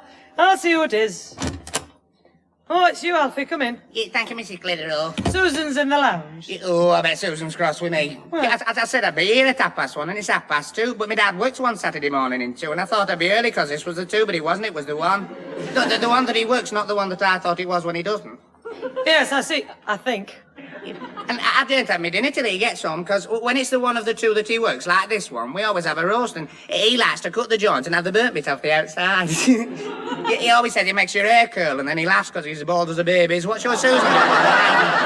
She's cooking the television. I mean, watching a fashion parade on the oven. Oh, go in, Alfie. Jimmy's in there as well. He's waiting for the afternoon sport to start. You are? Is she being funny about me and Susan? Susan, if you switch that wrestling off again, you'll be wearing a 21-inch screen for a collar. The wrestler on the left of your screen is Ali Kashmir, the wild bull from Bootle. I'm switching over. The fashion parade isn't finished yet. It is as far as you're concerned. His opponent is that dandy of the ring, Gentleman George. Hey, what's going on? Hello, Alfie. The fashion parade's going on. Back on. I see that, as usual, Gentleman George is wearing his famous gold dressing gown. Over a filly pink petticoat. I get a few whistles in that. Alfie, will you take Scraggy Neck out of here before I put a half Nelson on her? I'm not moving till this is over. It's only another 5 minutes. Now, here is Daphne in a really delightful creation called Spring Song, a poem in rich lemon and white for the young in heart. The big soft Nelly. Shut up! I'm shutting him up. A poem in egg yolk and cabbage green. Over you go, chum. And as Daphne glides towards us, you can see she is 17 stone of solid muscle. In fact, the wild bull is one of the heaviest wrestlers in the game. If you do that again, I'll smack you. Out of the way! And there's the bell for the first round. Leave it alone, Susan. And straight away, Ali, the wild bull, goes into the attack and grabs Daphne's bustle. This tiny bustle, which is really only an extra feet or 2, is definitely fashion news. The really big surprise of the show. Susan, for the last time, leave that switch alone. And if I may venture a personal opinion, I have never fancied biting the wild bull's toe. The referee has jumped in and stopped him now. Well, George is no gentleman today. Jimmy, if you turn that wrestling on once more, I'm going straight out to see Mother. Can't you fight your own battles, you big baby? Go and ask your mummy for your dummy. We'll have it off altogether. Oh, now, Jimmy, look, I've stood here for 5 minutes saying nothing. Good, keep it up. Don't be cheeky. Well, your wrestling's on for an hour yet, Jimmy. Susan only wants to watch the fashion parade for 5 minutes. Yeah, after all, a girl wants to know what to wear to look her best. Oh, you're wasting your words on my ignorant brother. I know what he means. You want to find out how to look your best. Yeah, exactly. Well, I can tell her that. Put a sack over her head. Now clear off while I see what Wild Bull's doing. You cheeky young scamp, it's staying off. I'm having it on. You're not. Ow, let go of me. Hey, get off her, Jimmy. Ow! Ooh, you hit me, Alfie. Oh. I did not. Well, you nearly did. What's about? What's going on? They attacked me 2 on 2 1. He had little fibber. I never touched him, Mrs. Clitheroe. Well, what did happen, Alfie? Well, he was pulling Susan. I just told him to get off. Because every time Susan was watching the fashions, he switched on to the Wild Bull and Gentleman George, and she switched back again. But before the man could say anything about Daphne's dress, he had it off. What? I mean, he put it on the Wild Bull. The set, not the dress. Look, Mother, I was watching the television program on fashions, and he walks in and switches on his stupid wrestling 5 minutes before the end of my program. All right, Susan, now switch your program on again. It's over now. Well, the wrestling isn't, so if you don't mind, I'll turn it on and see how the wild bull looks in Daphne's dress. Very funny. Anyway, only a nincompoop like you would watch wrestling. Hello there, full house, eh? The wrestling started yet, Jim? Yes, come in, nincompoop. What'd you say? Our Susan said you're a nincompoop. I did not. What is this? Take no notice, Father. Susan called Jimmy, but he's trying to be clever. She said anybody who wants That'll do. Come on, Susan. Bring Alfie in the other room. Now, you behave yourself, Jimmy. He gets off far too easily. So you've been at it again, have you?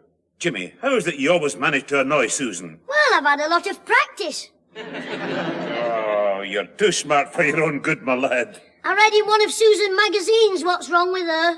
She's at a difficult age, an in-between. Oh, is she now? Yeah, she's too old to be a child and too stupid to be grown up. No, Jimmy. Switch on the wrestling before you say too much. Okay, Grandad, excuse me. Oh, my foot. Oh, sorry, Grandad, what's the matter? Well, my foot's a bit tender. I caught it on a nail in the garden. Oh, it's nothing really, but the top of my shoe rubs against it. Anyway, never mind that. You say the wrestling has started? Yes, the first fight's between Ali the Wild Bull and Gentleman George. You remember Gentleman George? With the gold dressing gown and the servant fella who holds a mirror while George combs his hair. Oh, very posh. It was disqualified last time for hitting the ref with a bucket. Yeah, that's right. Oh, he's a bit of a phony anyway. Mind he can wrestle when he feels like it, you know.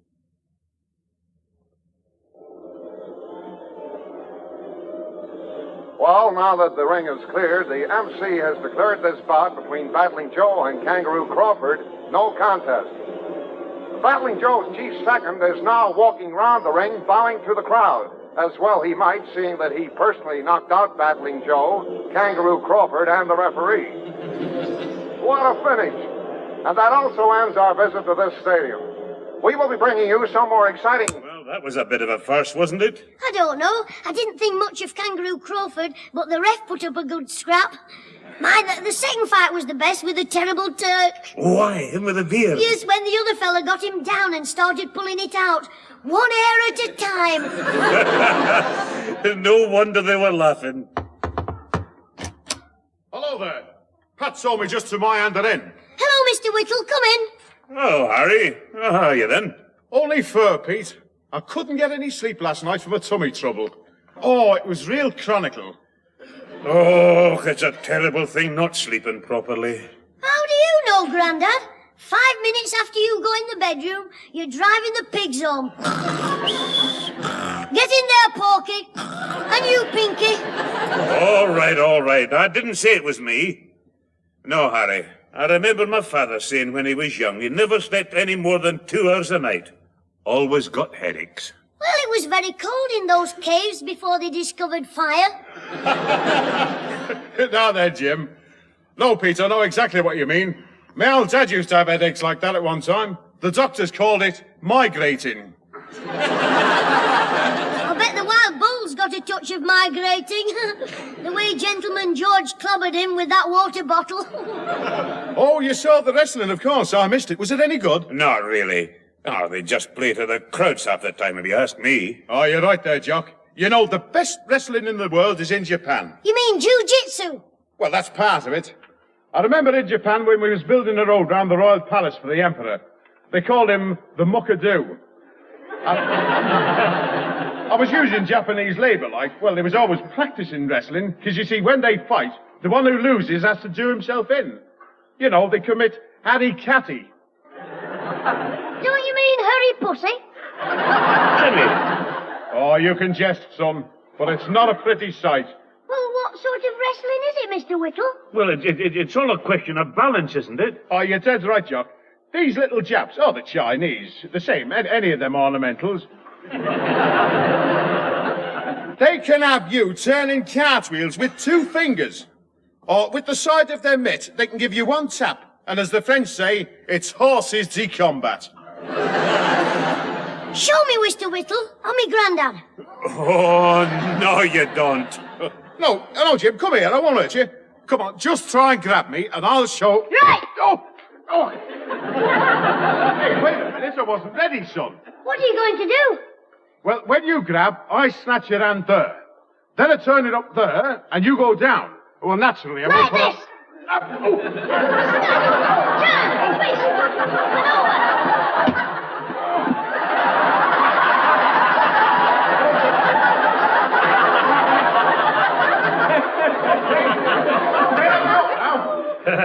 Not bad, Jim. What happens next, Harry? I'll show you. Oh, my hand! See, Grandad? That way he'd break his arm. Now show me the proper way, Mr. Whittle. Would you like a cup of... What are you doing? Mr. Whittle's showing me how to wrestle. He's very clever, Mum. He'll have to be to get out of this. Jimmy, get off Mr. Whittle. Harry, you'll be careful you don't hurt him, won't you?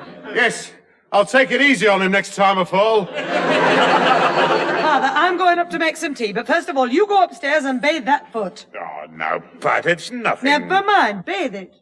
And put some iodine on it. Could be poisoned. Have you cut your foot, Jock? Oh, it was just a nail. Ah, you've got to be very careful.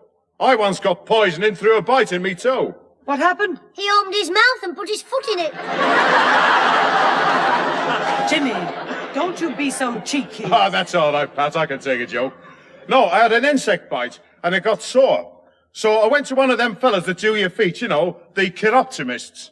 Oh, well, he had a terrible job with me toe. He had to cut down the nail right down to the cubicle. It was poison, but fortunately I had the right stuff, you know, handy to inject in me. What they call an anecdote. Did they get better all right? No, he died. Oh, you're a young clip you are, Jim. Anyway, before I forget, I'd better do what I come for. There's a big wrestling do at the town hall next Saturday, and I've got 2 free tickets. But I'm off on a job this weekend, so I thought you, Jock, and young Jim might like 'em. Oh, thanks, Mr. Whittle. Well, that's very kind of you, Harry. Don't mention, Jock, we're friends. You know the old saying, a friend in need. He's sure to tap you for a quid.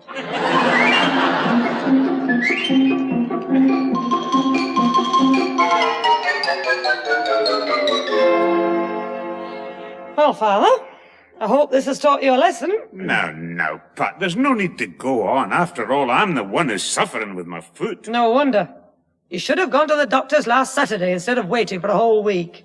And if I hadn't asked him to call, you still wouldn't have bothered. All right, well, he's seen it now, and he's pumped me full of penicillin. So I'll live. Yes, and you'll bathe it with disinfectant as soon as I get back from the chemist's. And most important of all, you'll rest it. All right. After tea this evening, I'll put my foot on a cushion and keep it there till Monday. What do you mean after tea? You'll rest it from now on. But it's Saturday. Have you forgotten I'm taking Jimmy to the wrestling this afternoon? I have, and you can forget it as well. No, be reasonable, my dear. The boy's been looking forward to it all the week. I don't care. For once he'll have to be disappointed. He'll just have to understand. Hey, Grandad, have you seen the bills? Gentleman George is on, fighting the terrible Turk. George won't pull his beard out, he'll plait it. Jim, now, don't be in such a hurry. I know, we don't have to rush because we've got tickets, but I want to get Gentleman George's autograph before the fight. After the Turk's finished with him, he might have to sign it with his feet. Jimmy, will you stop for just a minute? Is the dinner ready, Mum? We've only got 2 hours. The tickets are for the front row, aren't they, Grandad? Yes, son, but we won't be using them. What, are you scared because they might throw somebody in your lap? Your grandfather means you're not going at all. Oh, well, that's all. What? You're pulling my leg, aren't you? No, Jim. You are. You're only kidding, aren't you? I'm not, son. Yes, you must be. Go on, laugh. You're not kidding. No, son, I'm sorry. Get off me. You promise you're a blooming old fibber. No, behave yourself. It's all right, Pat. It can't be helped, son. The doctor said my foot's too bad. The doctor? Yes, Grandad's foot is poisoned. Now, you don't want him to risk it getting worse, do you? Of course I don't. It's all right. If he can't go, he can't go. Well, dry your eyes then. I'm not crying. I don't mind about a daft old wrestling match. I don't care if Gentleman George picks the Turk up and throws him out of the ring. And if the Turk gets back and knocks him down, and then George might bounce off the ropes and dive at the Turk and pick him and bang him down, and then he'll get him in the scissors, sling him at the ropes, and as he bounces off, he'll lift him over his head, spin him round and round, and throw him round out to the town hall. And I won't be there to see it.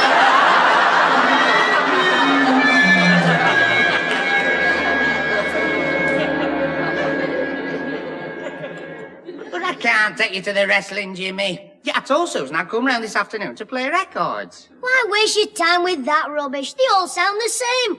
Like a bloke in a cave, playing a guitar with a hammer while somebody's dropping bricks on his toe. Who up the lazy river, who up the lazy river, who up the lazy river with you?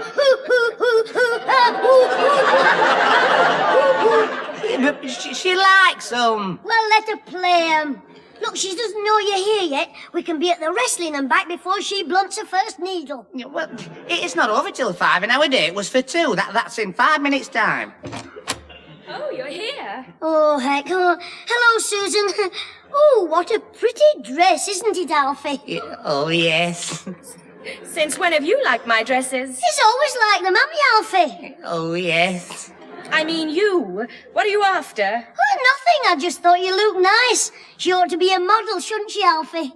Oh, yes. Alfie, from now on, just nod your head.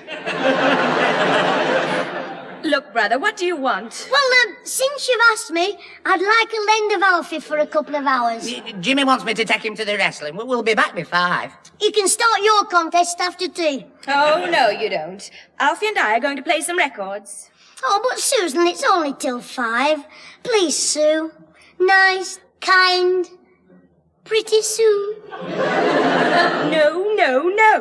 He's not taking you, and that's fine. All right, flat face. Keep him, play your records. I hope he asks you to dance and stamps on your winkle pickers. Now, don't be nasty, Jim. He doesn't worry me, Alfie. Next time you want something, little boy, don't try to fool me with talk about how nice I look. Nice, I've seen prettier frogs. Cut it out. Oh, take no notice, Alfie. I'll go upstairs and get the record player. Yeah, I told Susan. Yeah, I'll unwrap my records. Alfie, why do you let her boss you about? She doesn't boss me. What? If you marry her, you'll need 2 rings, one for a finger and the other for your nose. Yeah, I've warned you, don't start being cheeky just because you can't get all your own way. Oh, hello, Mr. Craythorpe. Come in. Thank you, Susan. Hey! Mr. Craythorpe's here. Is your mother in, Susan? She's gone to the chemist. She won't be long. Come in the living room, Mr. Craythorpe. Righto. Oh, she's gone for your grandfather, I suppose. Alfie, you can get on with your rock session. I'll ask Mr. Craythorpe to take me to the wrestling. Hey, you what? Craythorpe go to wrestling. He'd faint if he saw a rough game of blow football.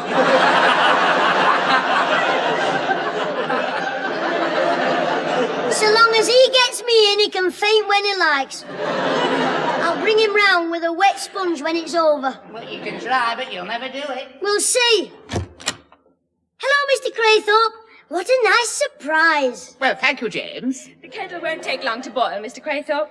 Are you still here, Pinhead? I'm making Mr. Craythorpe some tea. It's very kind of you, Susan, but I wish you wouldn't. Oh, you've tasted her tea before, have you? Yes. No.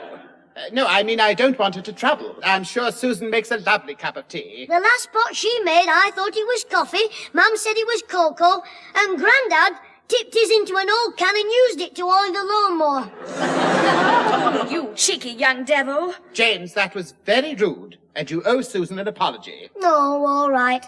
I don't want to fall out with you. I'm sorry, dear sister. Look, I'll make the tea. Alfie Hepcat is waiting for you in there. He's ready to make with a cookie talk and all that jazz. Like crazy, man. Although he's more like stupid. I'd better go before I murder you. Bye-bye, Mr. Craythorpe. Goodbye, Susan. Well, that's got rid of her. Anyway, Mr. Craythorpe, there's something I want to ask you. Are you going anywhere special this afternoon? No, I just came round to leave this cookery book for your mother. Although I was going to ask you if you'd like to go to the church hall. Church hall? You mean the town hall, don't you? That's where it's on. No, the choir rehearsal is at the church hall. Choir? Yes. The vicar is enlarging the children's choir for a big church festival in a month's time, and I wondered if you'd like to join. Mr. Craythorpe, have you forgotten I was chucked out of the old choir last year? Ozzy put soapy water down the organ pipes and I sang, I'm forever blowing bubbles. Yes, but this vicar is you since then, and he asked me to bring you. He doesn't know any better. I mean, he doesn't know you very well. That is... I'm afraid not, Mr. Craythorpe. Well, we've got something else to do. We have? Yes. Look, I'll make you a cup of tea first. It's good for shock. I haven't had a shock. It's on its way. Now just sit there while I pop in the kitchen. Very well, James. You know, half the time I don't know what you're talking about. I'll explain it all in a minute. You're going to have a big surprise. Oh, hello, ma'am. You're just in time for a cup of tea. Thanks, I could do with it. Ma'am, about the wrestling, Mr. Craythorpe... Oh, yes, I've just heard about that. What? The wrestling at the town hall. They had some a month ago and it turned into a riot. Oh, good. I hope it does today. I'm glad your granddad couldn't take you. After what I've heard of the disgraceful behaviour there, I wouldn't let you go if you took an armed bodyguard. You wouldn't? No. I see. Oh, by the way, ma'am, Mr. Craythorpe's called to take me to the church hall. Church hall? What They for? want boys for the choir. You are going into the choir? Why not? I might liven them up a bit. In the Harvest Festival, when they bring fruit and vegetables, I'll get the choir singing, give us a bash of the bangers and mash me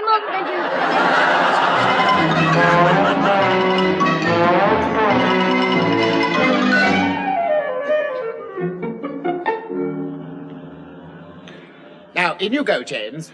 I'm sure the vicar will be very pleased to see you.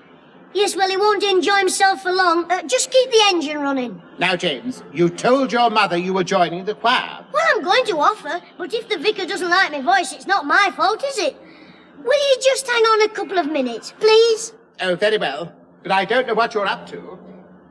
I hope the vicar doesn't either. Well, now for me bit of acting. Ah, welcome, my wee man, welcome. You're the first one here. I'll be the first one out and all. Pardon? Oh, nothing. Oh, yes, yes. Well, the auditioning isn't due to start for half an hour yet. No, but Gentleman George is. So could you try me out straight away? What was that? Could you test me singing now? Here, is there something wrong with your voice? That's for you to decide. What would you like? Nymphs and shepherds, or a quick course of 76 trombones? Are you nervous of singing? There's no need to be, you know. Oh, no. Nymphs and shepherds, come away, come away, come away. Nymphs and shepherds. Please. You seem to have a cold or something. Do you think so? Maybe that's why I've got spots on me chest. Spots? Oh, now look here, my boy. I'm afraid I couldn't have you mixing with the other children in your state. Well, you don't want me then? Well, no, not at the moment. Oh, good. Good? Oh, goodness. Well, I'll go then. Bye, Vicar. Goodbye, my boy, and take something for that throat of yours. Don't worry, I'll have a couple of ice creams. Oh, moment. Ice bag on it. Ta-ra. Right, Mr. Craythorpe, start up the chariot. James, aren't you in the choir after all? No, Mr. Craythorpe. That vicar just don't dig me. I guess he's just a square bell ringer.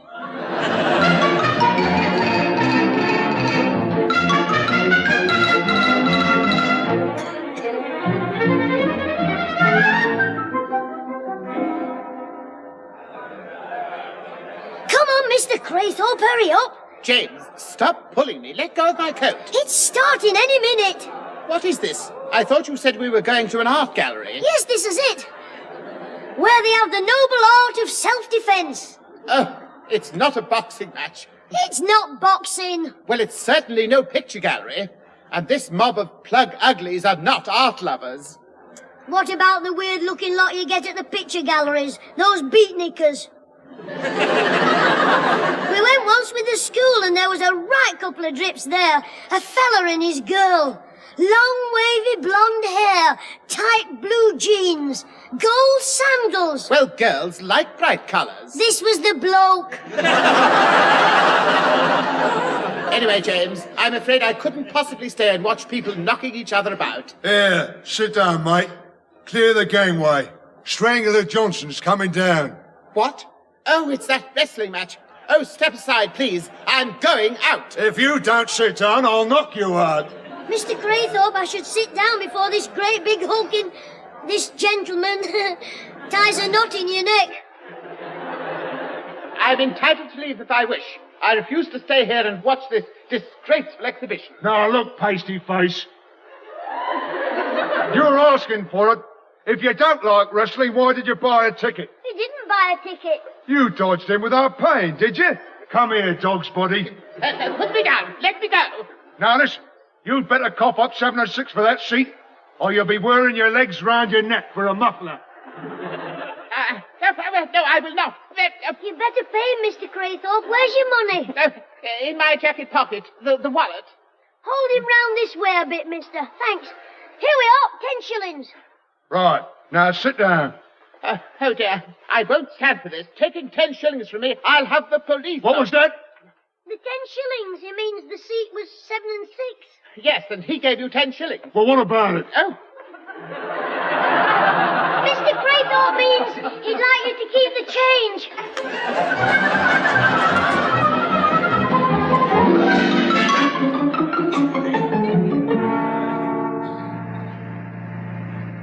Oh, James, I never thought I'd get out of there alive. Well, all's well that ends well, Mr. Craythorpe. Is it? My jacket's torn, my collar twisted, and my eye is throbbing like a drum. Still, you're better off than Strangler Johnson. When they took him out of the ring, he still had his head jammed in the bucket. I don't wish to discuss it anymore. Here we are, you're home now. Stop here! Don't go up to the house. What's the matter? I don't want me mum to see you. I'm supposed to have been in the choir. You look as though you've been on the roof singing with the cat. Well, out you go, James. And the next time you decide to go to a wrestling match, let me know, and I'll emigrate. Don't be like that. Oh, by the way, Mr. Whittle gave me the tickets, so you better ring him up on Monday and thank him. Oh, get out before I give you a half-admiral. Nelson, I mean. Oh, you're back, Jimmy, are you? Oh, Mum, hello. Hello once again, my lad. Oh, heck, the vicar. Yes. How's the voice? What voice? Oh, the voice. Oh, much better. Yeah, it must have come on very suddenly. Well, it comes and goes, just comes and goes. And there you are. Oh, no doubt the fresh air did it. Yes, that's it. Here, Mr. Craythorpe. Have you been in an accident? It was no accident. One of those wrestling louts twisted my ankle. Sorry, Mr. Craythorpe. Shut up, you mug. Did you enjoy the wrestling, Jim? Oh, yes, Mum, it did. I can explain, you see. When I lost my voice, In the house. Go on. Yes, Mum. I'm surprised at you, wee fella, for being so deceitful. Now, that's not the sort of thing you learn in Sunday school, you know. No, Vicar. Don't worry, Vicar. He'll remember what you tell him. In future. Yes, but I hope my granddad doesn't remember your sermon last week. Why? Have you forgotten? It was all about turning the other cheek.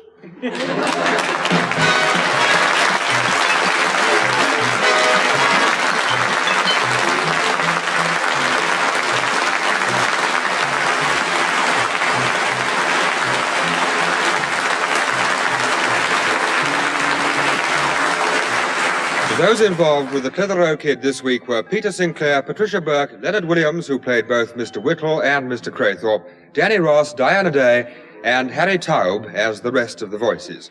The recorded program, written and produced by James Casey, starred Jimmy Clitheroe as the Kid himself.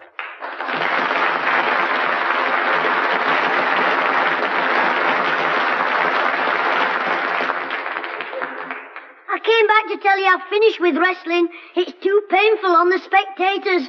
I'm making a giant catapult instead. If I can only get our Susan to sit on the dustbin.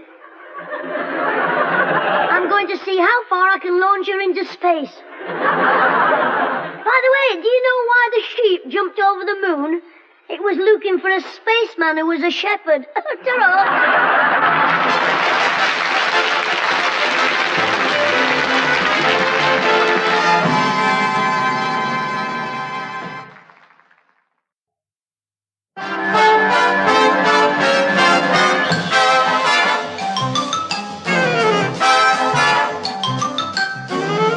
We present Jimmy Clitheroe as the Clitheroe Kid with Peter Sinclair as grandfather, Patricia Burke as mother, Leonard Williams as Theodore Craythorpe, Danny Ross as Alfie Hall, and Diana Day as Susan in Fishing in Troubled Waters.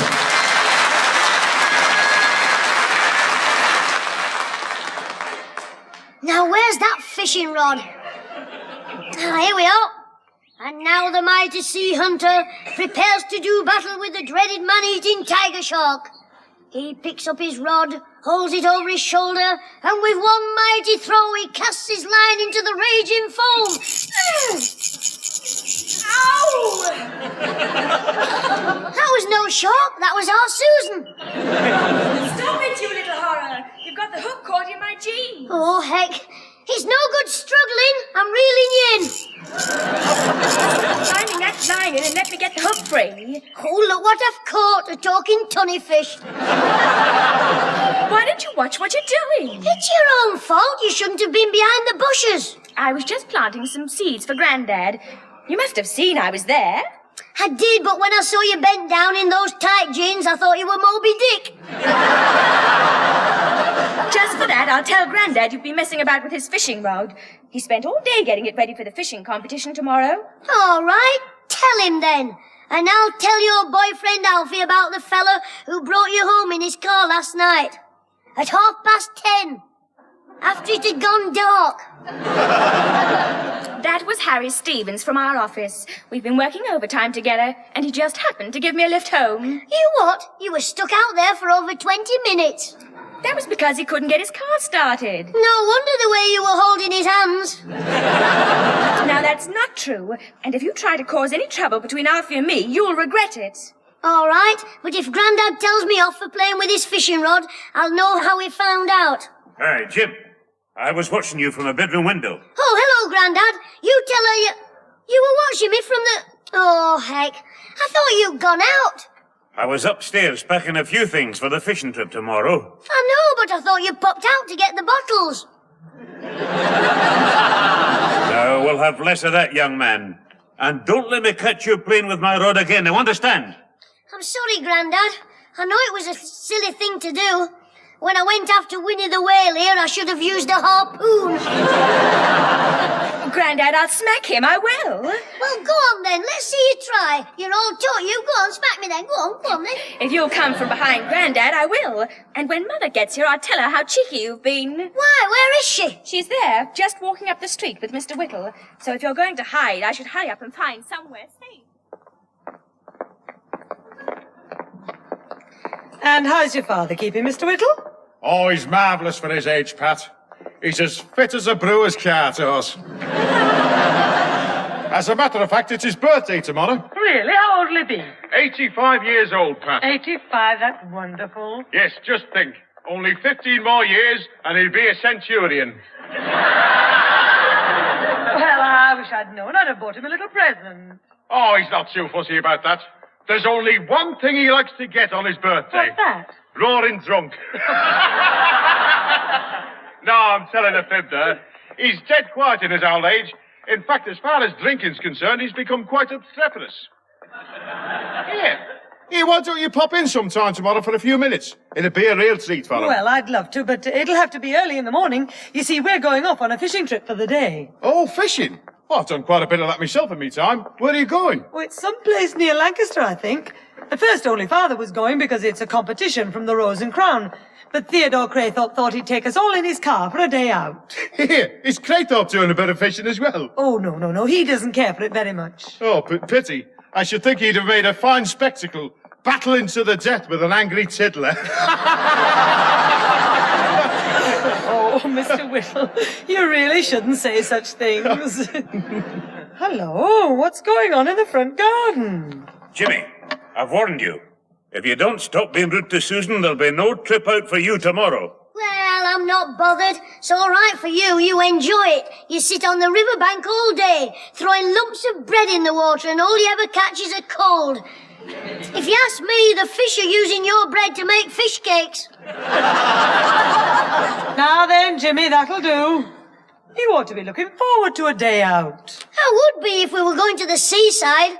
Where we're going, there'll be nothing for me to do. Well, you could always go mad and dig for worms. Yes, why not, Susan? After all, it's what you've been doing for years. Only the worms you dig up are called boyfriends. Jimmy, that's enough. Oh, I don't mind his childish jokes, Mother. At least I won't have to listen to them tomorrow while you're all away. Yes, well, Mr. Whittle doesn't want to listen to our family squabbles.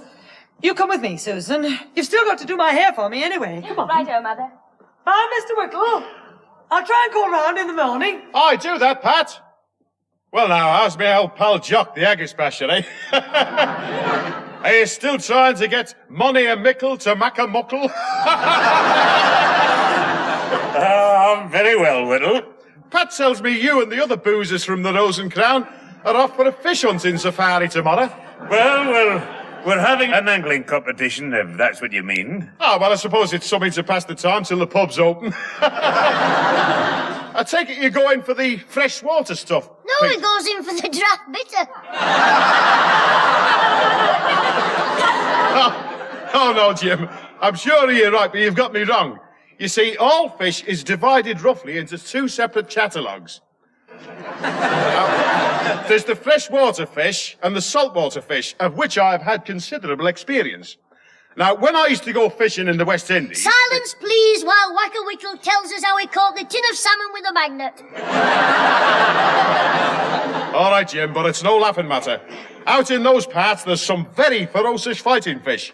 Terrors they are. They call them barricades. No, these fighting fish, they take some landing, and there's only one way to catch him. You see, it's a special bait.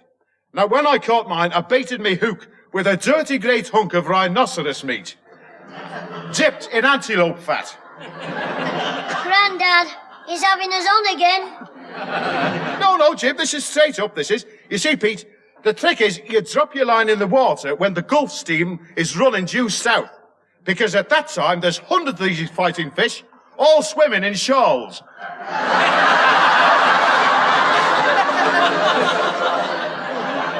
You see, they're looking for other fish to eat. And to this very day, if you're ever passing the Rubber Tappers Arms in Trinidad, you can see my fighting fish in a glass case over the saloon bar. And you mean you actually caught it with rhinoceros meat? Why not? I caught you with it, didn't I?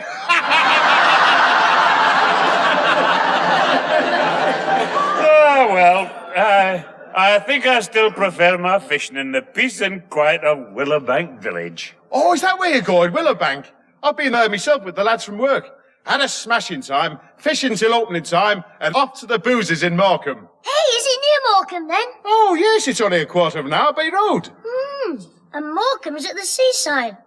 I think I'm going to enjoy this fishing trip, especially if I can catch the fish I'm after.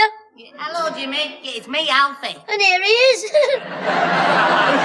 The finny haddock himself. Well, I'd better be off. I've got to make a cake for my dad's birthday. Oh, it reminds me, Jim. Could I borrow your bicycle pump? Yes, what do you want it for? Well, my dad's 85 tomorrow, and he'll need your pump to help him to blow out his candles. Cheerio, Jim. Ta-ra, Mr. Whittle. I'm just going into the greenhouse, Jimmy.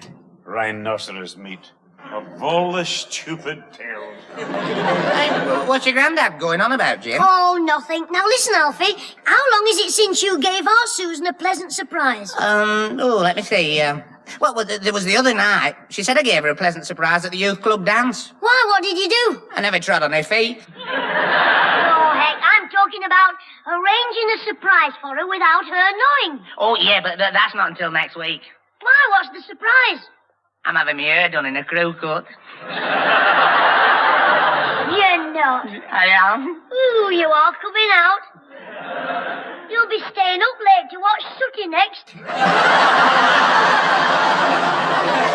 Now, pin your ears back, Alfie. I've got an idea for tomorrow. Well, what is it? Why don't you bring your motorbike round here and take our Susan out on a mystery trip? Yeah, hey, that's a good idea. Yeah, oh, no. No, it wouldn't work, though. Yeah, I mean, we'd never get there. Why not? Well, if it was a mystery trip, I wouldn't know where I was taking her, would I? Alfie, the only mystery I can think of is how you've managed so long with that empty space between your ears. Look, I'll tell you where you could take her. Where? Willowbank Village, where we're going. Just think what a pleasant surprise it'd be for her. Yeah. Yeah, I suppose you're right.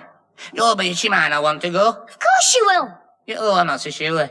You see, I'd know where we was going, but she wouldn't, so if she said, where are we going, I'd have to say, oh, nowhere, and she'd probably say, well, in that case, we'll stay at home, and we'd end up in the front room snogging and that. Yeah. I don't think I want to go. Alfie Hall, how selfish can you get? If I was in her shoes, I'd chuck you for the coal man. Yeah, but Jimmy... Are you taking her on that mystery trip? Or does she go for one on the coal cart? No, she doesn't. Yeah, anything the coal man can do, I can do. Now, I'll have to find out how to get to Willowbank Village. It's easy to find on the map. It's near Morecambe. Morecambe? Yeah, oh, I like Morecambe. Oh, there you are, Alfie. Look out, she's here. So you just drop her a gentle hint about tomorrow, the mystery trip. You're right, Jim. Are you coming in the house, Alfie? In a minute, but first I want to ask you something. Oh, what is it? Well, would you like to go on a mystery trip to Willowbank Village? Ouch!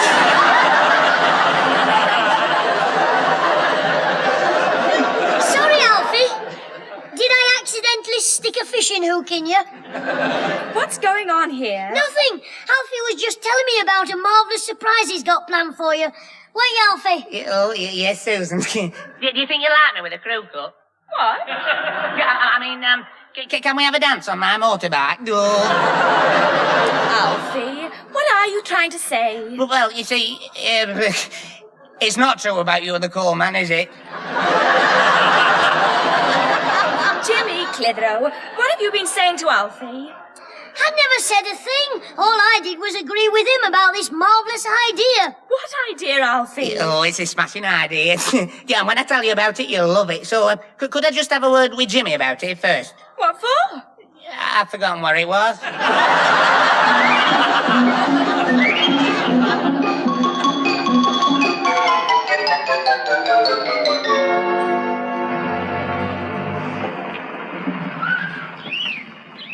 This looks a nice spot, Mrs. Clitheroe, and it's quite near to the river. Yes, Theodore. It should be quite pleasant under those trees. Yes, we'll sit down here. We'd better have a good look round first. There might be an ant's nest, and Grandad's got his kilt on. Then, Jimmy, now you know very well I'm off to do some fishing with the others. Oh, well, I'll come with you, Grandad. What for? To help you with your fishing. You know what usually happens when you sit on the bank. If they don't bite within 5 minutes, you go to sleep. And by the time you waken up, the fish have eaten your bait and gone for a lie down. Don't worry. I won't be doing any sleeping today, not with a £5 prize at stake. Oh, yes. Somebody told me if you win the Rose and Crown £5 prize, it'd just about clear your slate off in the saloon bar. Oh? Who told you that? My pal, Ozzy. Mind you, he didn't think of it himself. His dad told him. Really? Well, Mr. Cliver Higginbottom had better stay out of my way today. Oh, Higginbottom's here, is he? Well, I'm sure he'll have no difficulty in catching some poor defenseless fish. If he doesn't get them with his rod, he'll stun them into submission with that foghorn voice of his. Hey, do you know what Ozzy said about his dad catching fish? No, James, what? He said if his dad calls in for a few pints on the way, he's only got to breathe on his worm and it'll go in the water and drag him out. Very amusing, James. I've spread the rug on the grass, so we'd better get the stuff unloaded from the car. I'll go and get the picnic basket. Yes, I thought you would. Won't be a minute, Mum. Well, Pat, I'd better get along to the others and see what I can get for my trouble. Best of luck, Father. Yes, Mr. Sinclair. I certainly hope the fish will rise to the occasion. Very funny, Theodore. Well, I'll be away now. See you later. And mind Jimmy stays out of trouble, Pat. I'll do that, Father. Now, where is the young scamp? Jimmy, bring the basket here. I won't be Oh, no. He's not started eating already. Put the basket down here, Jimmy. Right, Mum. And behave yourself. We've had enough trouble with you coming here in the car. What do you mean? If you're talking about the bottle of lemonade, it wasn't my fault you couldn't find the opener. I know, but there was no need to try and knock the top off on Mr. Craythorpe's dashboard. Well, I apologised. Are your pants dry now, Mr. Craythorpe? Just about, James. I mean, if they're not, just say so and I'll keep watch while you go behind the trees for a minute. That isn't necessary, James. I mean, if you want to take them off, you can wrap this rug round you. I'll tell everybody you're my granddad's cousin from Aberdeen. I'm quite all right, thank you. Well, I'm only thinking about your wet trousers. Can we please let my trousers drop?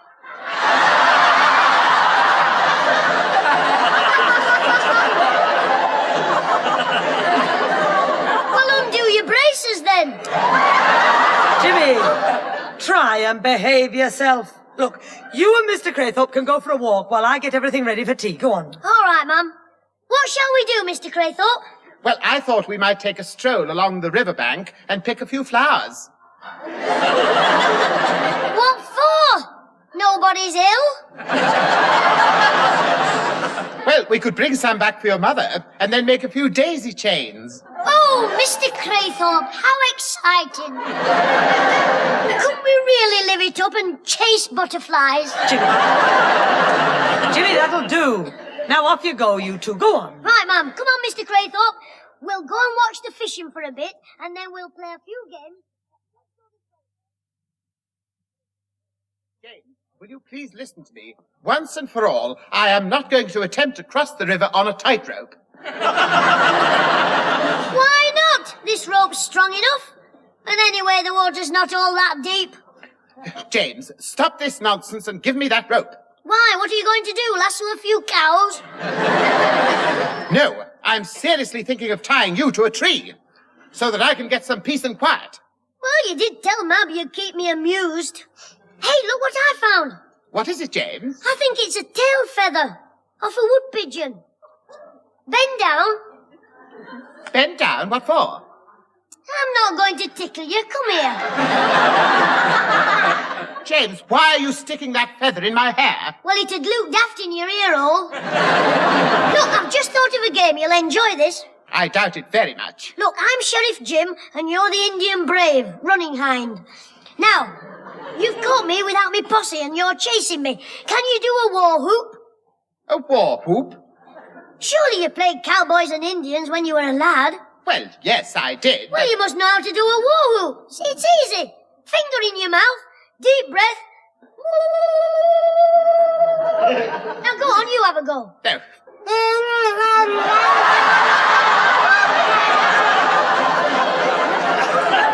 Is that supposed to be an Indian war whoop?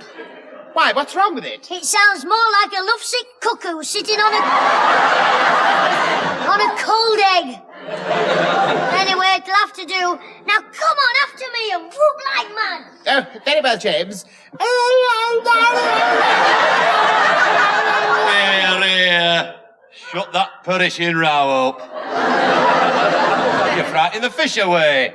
I beg your pardon. Oh, it's you, Higginbottom. Oh, let me see. Why, it's Theodora Craythorpe, the wood nymph. What's the idea of that feather stuck in your hair? We're playing cowboys and Indians. Here's a Sioux.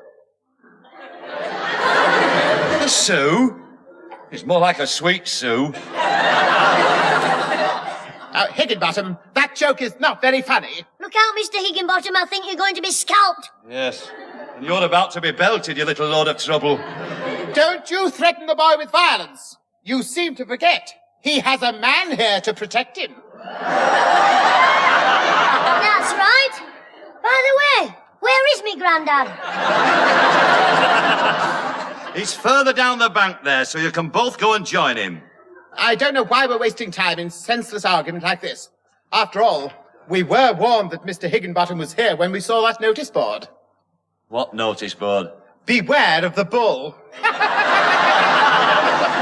That does it. Stand by, Clitheroe. You're about to witness the end of the last of the Mohicans. Come here, Craythorpe. No, hit it, bottom. Let go of me. Hit it, bottom. Help! No. Here, what's going on? Stop it, you two, stop it! This is a fine way for two grown men to behave, I must say. Well, I'm sorry, Mrs. Clitheroe, but I was provoked. I'm sitting here doing a bit of quiet fishing when these two come dashing past, hollering and whooping. I thought I'd got mixed up with Custard's last stand. Whooping? Theodore, what does this mean? Well, James suggested a game of cowboys and Indians. He was the sheriff and I was Sweet Sue. Don't bother to tell me any more. Jimmy, how much more trouble are you going to give us on this trip? I don't know, Mum. What time are we going home? Look, Alfie's just arrived with Susan. Oh, good. And he says he wants to see you, so go and find him and keep out of mischief. I'm sorry, Mum. Now, I've warned you. Any more trouble and you know what to expect. Yes, large lumps on me little sit-upon.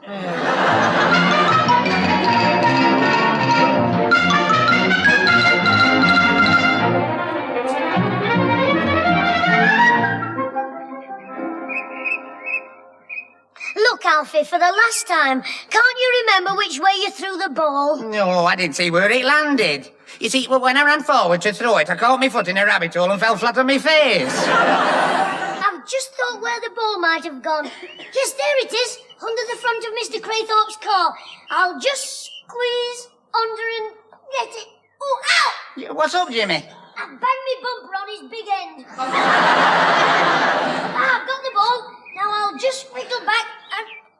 Oh, heck. What's the matter now? I've got a wire tangled round my foot. Come off, you daft looking one.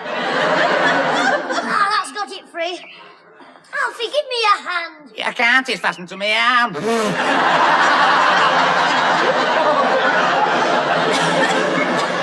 Oh, don't some mullers have 'em. This is no time for corny jokes. Help me out. Right, come on then. Whoops-a-daisy. Oh, that's better. Hey, you want to look under Mr. Craythorpe's car? All you can see is pieces of string and cross wires.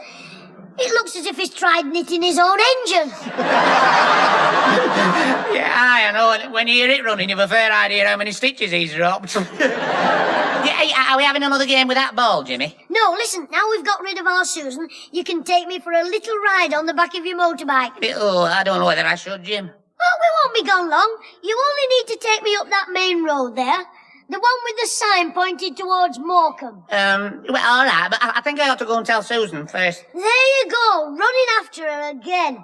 Look, for once you're off the lead, Mr. Puppy. Aye, all right then, Jim. Just up that main road, you say? That's right.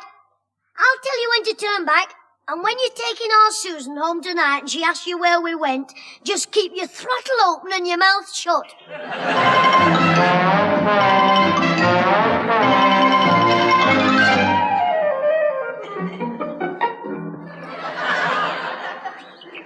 Well, Alfie, it's nearly 4 hours now since we set off on your bike for a jolly time in Morecambe, and here we are, still on the blinking way there. Look, Jimmy, I didn't know my bike was going to break down. Well, I'm fed up. All I've done is walk up and down this road, listening to the cows chewing grass. The only bit of fun I've had was when the farmer thought you were a poacher and took a shot at you. Look, it's all your fault, you and your flipping trip to Morecambe. Now, I've got to come all the way back here and collect my bike after it's been mended. Well, I still say it's your fault. I couldn't see the pothole sitting on the back, could I? And anyway, who was it who fished you out of the pond before the ducks got you? Oh, Jimmy, don't talk about it. Look, let's try hitchhiking again. Yes, and this time roll your trousers up and show your leg. Yeah, I'm not showing my leg. I don't blame you. A sheepdog might come and try to bury it. No. Hey, now listen, you, one more funny crack and I'll thump you. Ever since I've known you, Susan, you've taken advantage of me. There's not a day goes by without you getting me to do something daft. Well, starting from tomorrow, you won't find it so easy. Why, is the doctor giving you some pills? Yes. No!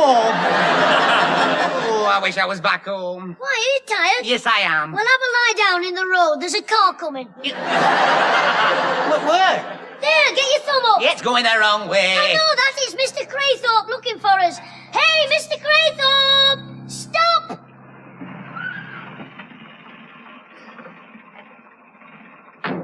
Is that you, James? And Alfred? No, I'm Dick Turpin and this is Black Bess. Stand on your liver. Will you shut up, Jimmy? Oh, thank goodness you've come, Mr. Craythorpe. Alfie, what's happened? Where have you been? Oh, hello, Susan. Well, I'll tell you what's happened. Jimmy wanted me to take him to Morecambe, and halfway there I hit a pothole, and a farmer took a shot at me, and that's how I got my chain sprocket busted. Do you still love me? Of course she does. Go on, Susan. Pat his head and give him a biscuit. So you've done it again, Jimmy? Oh, heck. Hello, Mum. I didn't see you in the dark there. Oh, Jimmy. Oh, Grandad as well. Did you catch anything, Grandad?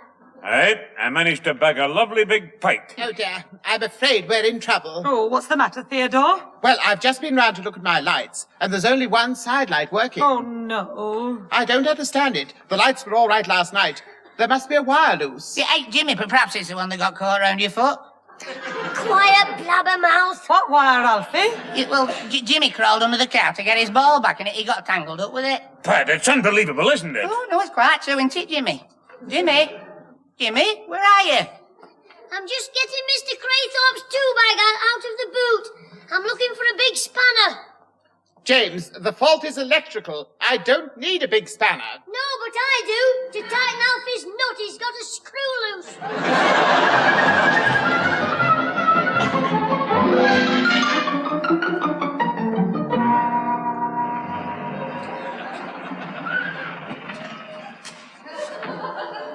Well, here we are, home at last. Thank goodness. Oh, you've been wonderful, Theodore. I'm sorry the police booked you about your lights. Oh, that's all right, Mrs. Clitheroe. It wasn't your fault that James tried to help. Well, I thought it was a good idea, telling the policeman it wasn't your car. Oh, wonderful. And then I had to spend 10 minutes convincing the policeman that I hadn't stolen it. Well, rest assured, Theodore. This young man is going to pay for his sins just as soon as I get back from the Rose and Crown. I'm innocent. It was all a mistake. Aye, Jim, we know all that. Now, just get my fish basket out of the boot. And if I win the prize, I won't be quite so hard on you. You won't? No, I'll probably say excuse me before I tan you. Now get my basket. All right, Grandad. Where is it? Ah, that's it. Here's your basket. Good. Now I'll just stay away and... This is the picnic basket. Where's mine? Well, it should be here, because when I got the tool bag out at Willow Bank, I had to put the basket down on the grass. So if this is the picnic basket, yours must be... I think I'm going to faint. My fish. My lovely pike. You've left it behind, you young scamp. Come here. Grandad, don't. I'm sorry about the fish. Let me go and I'll buy you a tin of sardines. Help!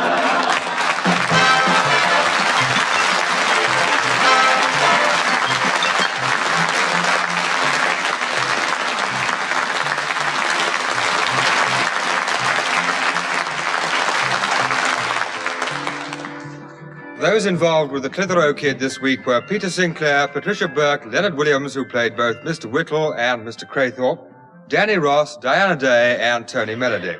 The recorded program, the last in the present series, was written by Frank Roscoe, produced by James Casey, and starred Jimmy Clitheroe as the Kid himself.